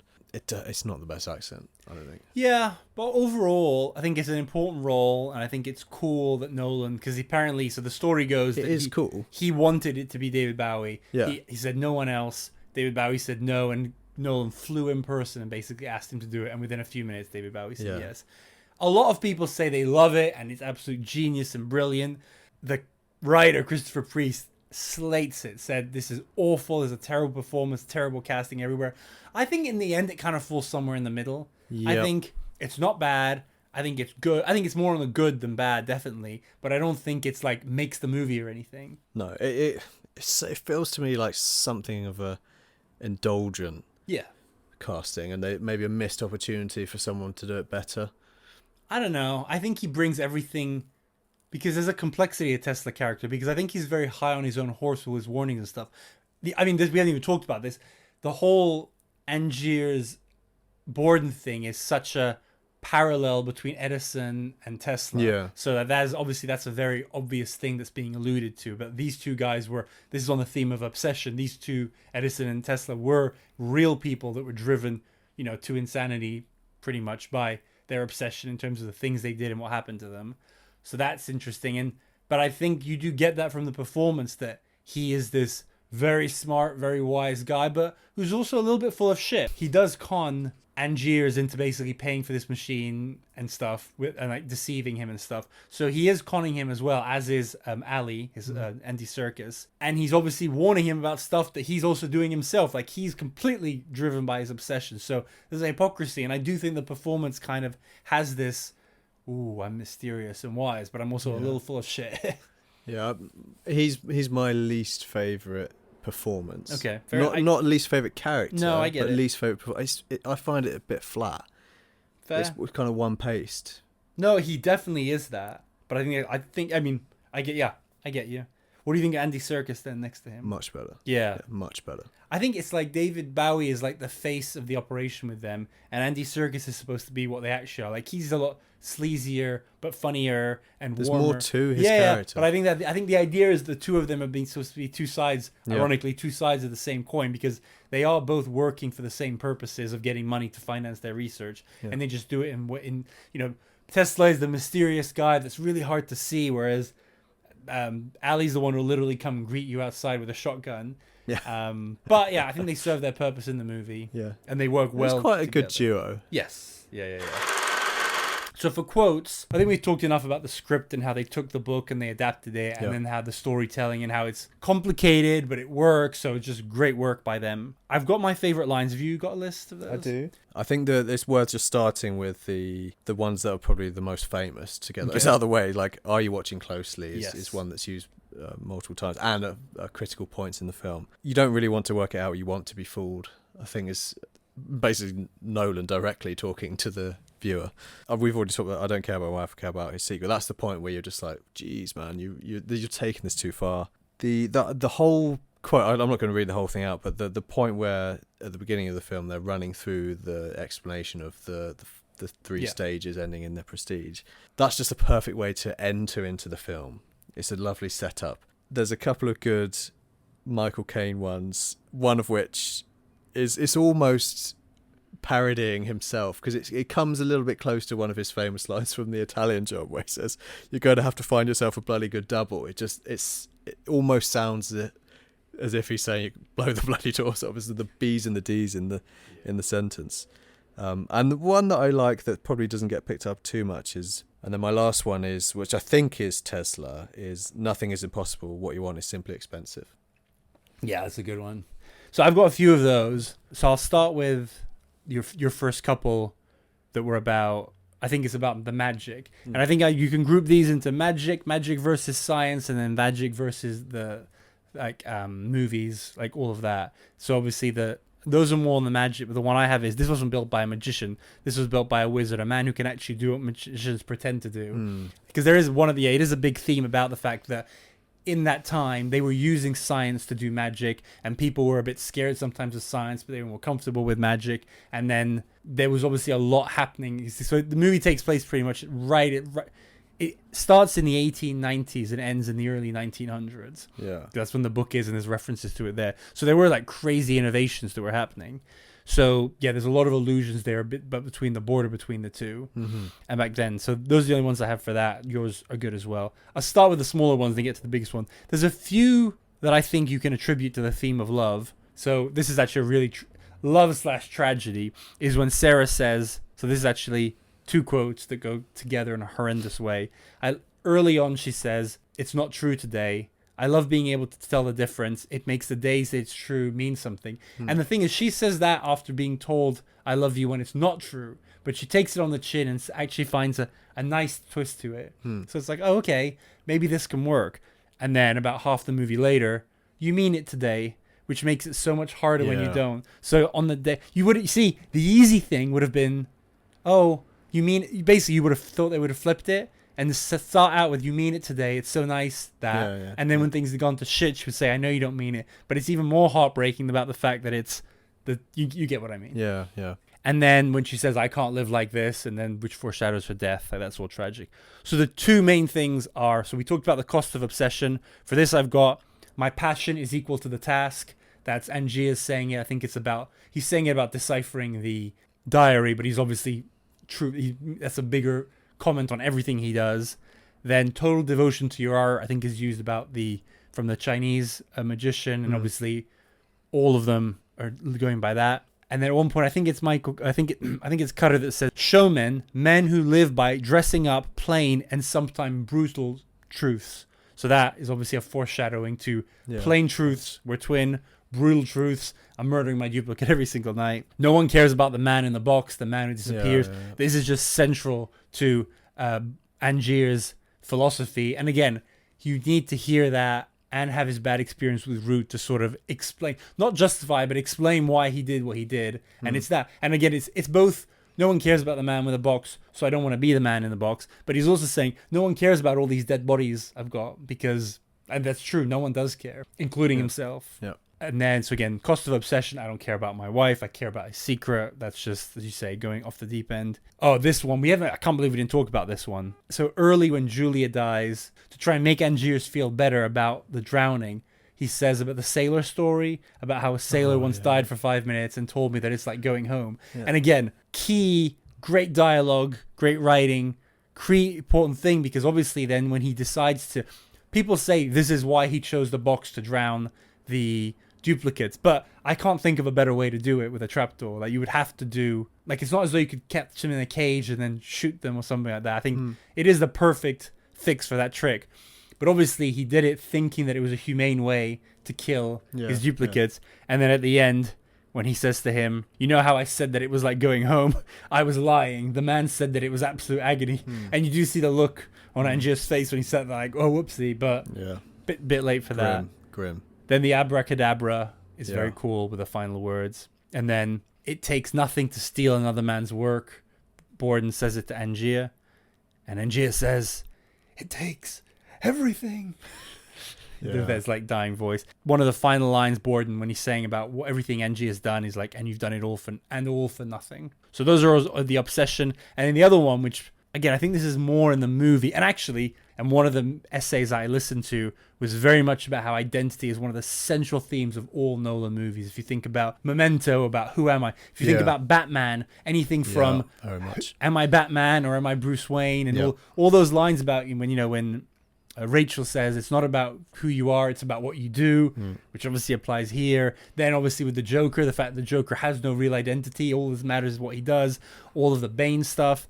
And then obviously Interstellar, Tenet, these all like delve into identity one way or the other. But this is probably one of the biggest ones with obviously, so these quotes explain, I think, all the thoughts. Which knot did you tie? I keep asking myself, which I think that, as I said, I think it's so interesting about the idea that he asked him and he doesn't believe or doesn't, the other one doesn't know, so he just can't know. This is that line I was telling you about, which I think is perfectly crafted. When she says that she's pregnant and he goes, we should have told Fallon. That is great. We're having a baby. Yeah. So people say, oh, obviously he's just saying he should have called Fallon because it's Fallon's baby. But the reason why I think it's brilliant is because you read this as, we should have told Fallon because he'd like to know. That is great. You and I are having a baby. But what he's actually saying is, by saying we should have told Fallon, and then in the same paragraph, that's great, we're having a baby. He's including Fallon in the we. Whether I don't know even if he might mean just the two of them, but it's really the three of them. So I just think it's a really beautiful line that encapsulates the weird family that they have. Yeah. But you know what I mean? It's not obvious to write that line exactly in that way. No, not at all. When Cutter gets Root ready and he says he could look like your brother, and he says, I don't need him to be my brother, I need him to be me. Which obviously, in the moment makes sense, but a massive foreshadowing of the fact that I don't need a twin, I need a duplicate of myself. And he gets it. Then Root at one point says, I've been Caesar, I've played Faust, I can play the great Danton. Yeah. But that's why that's important, is both Caesar and Faust are examples of people or characters that the downfall was obsession. Okay. Then in the dinner scene with the Borden family, when I think Scarlett Johansson says, bye, Freddie, Rebecca Hall says, Freddie, and he goes, again, that is my name. That's my name. Yeah. And this one I had to read the exact thing because it's a bit mumbled. And she goes, not at home. And he says, I'm not always at home, am I? So that's the confirmation. I was saying about the Albert, Freddie, even though we never get Albert. This is saying he is Freddie, and he isn't Freddie when he's not Freddie at home. When he's at home, he's pretending to basically be Albert. But outside of that, he's Freddie. And he's saying that, I'm not always at home, am I? So when I'm not at home, I get to be Freddie and I get to have sex with Scarlett Johansson, is basically what he's saying. Then we talked about they're all your hats, Mr. Angier, which means about how they are all the same. Yep. And then finally, you must be Lord Caldlow. Caldlow, yes, I am. I always have been. So that's confirmation that it is like in the books. He always has been. Yeah.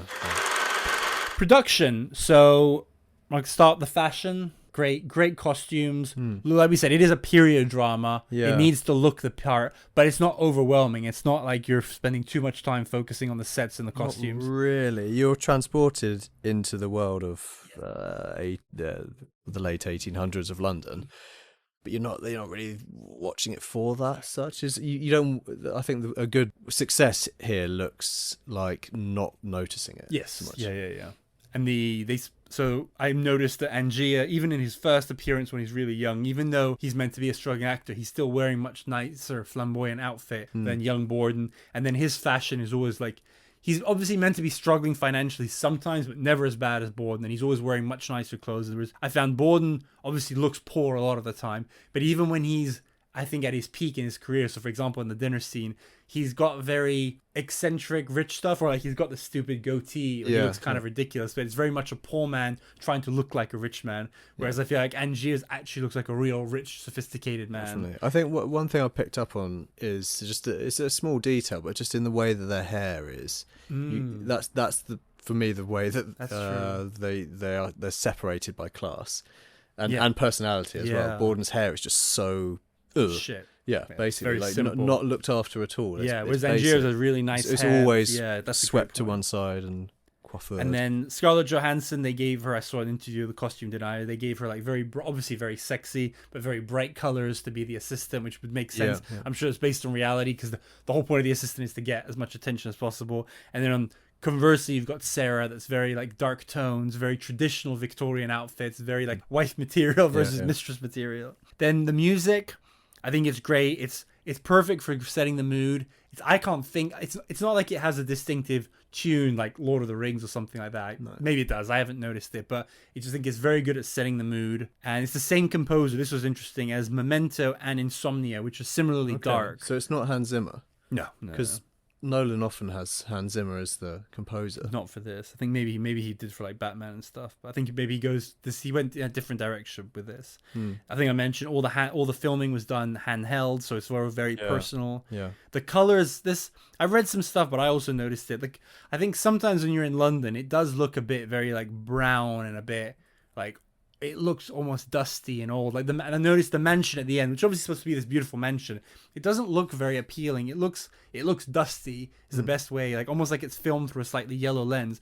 Whereas I feel like when he's in Colorado and you've got the black hats and the green and the snow, and I think it's even the browns there, like the carriages and the trees, I think they've obviously filmed differently because they're like, this is the new world, and this again is the kind of old versus new. I think that really comes across in the color palettes. Yeah. Last thing is the sets. Where do you think this was filmed?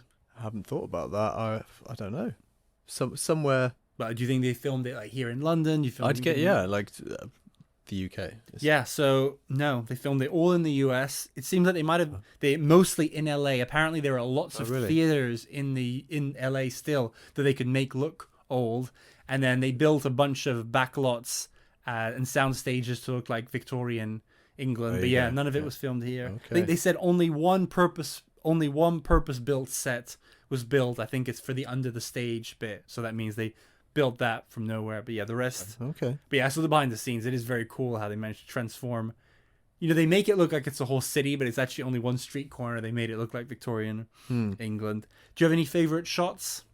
Yeah, I like I think we talked about this already, but behind the stage, arms out with the light. I think the use of light is clever. It's kind of coming through the cracks. Exactly, yeah. And when they're on the stage, you're often left with the silhouette because the camera's spinning round and facing the lights. You're just seeing lights, but when you come around the other side, you're seeing the silhouette of whoever's on stage. They're quite striking.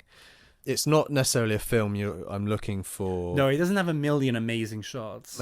But the one thing that Nolan does a lot is plays with like scale and perspective. The scene where the funeral, whatever it is, there's a nice shot where you're looking towards everybody, and you've got all the whatever they are on the side, and it's just the play with perspective there.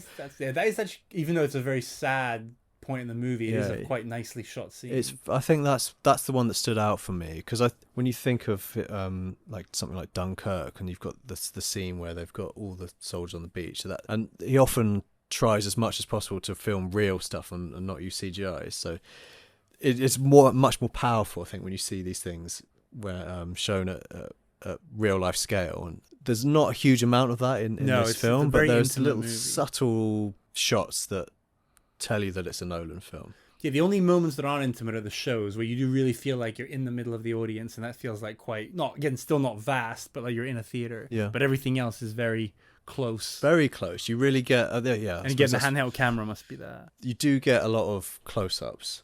Yeah, but yeah, I love the under the stage. I like the bulbs thing. When they got the bulbs in the snow, that just I don't even understand the purpose of that. I think it is just because it looks nice and to show that Tesla is this inventor.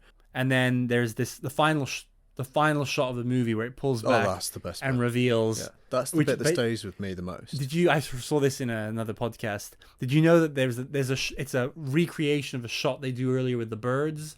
I think at one point when they're showing the birds in the cages alive, after explaining the fact that the Squish and the brothers and stuff, apparently this shot at the end with the duplicates is a replication of a shot that did the same, where it kind of pulls back, shows the room full of cages, and then closes up on one bird. And so it's a very cool shot. It's just the way leaving the film at that visual is just so basic script writing. Not everyone does this, but one of the basic tenets of script writing is that your opening image and your closing image should connect in some way. Yeah. So the opening image is the hats. Yeah. And then obviously, so he is just the hat at that point. Yeah. All right, so we've gotten to the end of our podcast, which takes us. So we're going to do our all-time rank in a minute, but let's just first say, so we said it was nominated for art direction and production. If you had to say two other Oscar categories that this movie should have been nominated for, what would you have said? Christian Bale deserves something. Yeah, I was thinking him as best supporting. You wouldn't put him as a... Yeah, they're both on Yeah, a par. but usually when they do that, they would put... So I would put Okay. him as best supporting actor for that. I agree. Screenplay. Yeah, that was it. Yeah. Adapted screenplay, I Yeah. think. Even though Christopher Priest might like that. Yeah, so I agree. Exactly on the same page. Yeah, well, I think you can argue lots of them, but those are exactly the two that I had thought of. Yeah. So, where are you? Obviously, you don't have a formal list like me. I So don't. You can give a number. You can say top 10, top 20, Yeah. top 50, top 100. Well, I hadn't really watched this in a long time, and when I first watched it, it felt like it would have rocketed into the top 10, and I don't think it's slipped back too much. It flirts with the top 10. I'd say it's definitely top 20, about 12th, I reckon, but could be more. I think once you get into even, top 50, those are all subjectively, those are all 5-star movies in one's personal opinion. I think then it's just about how do you connect with them specifically. Like, I think once you have a list of, in your eyes, one's eyes, perfect movies, the only way to differentiate them, because they are basically perfect at what they're trying to do, is what they're trying to do is ambitious or not, and just about how you connect with them. Yeah. Or even like the scale of it. So for that reason, I've put it at number 27. Okay. That puts it, in terms of movie already done, that puts it behind The Matrix, which I think is fair, because that is a more significant movie in terms of what it was trying to do and what it accomplished and like what it meant to me and stuff like that.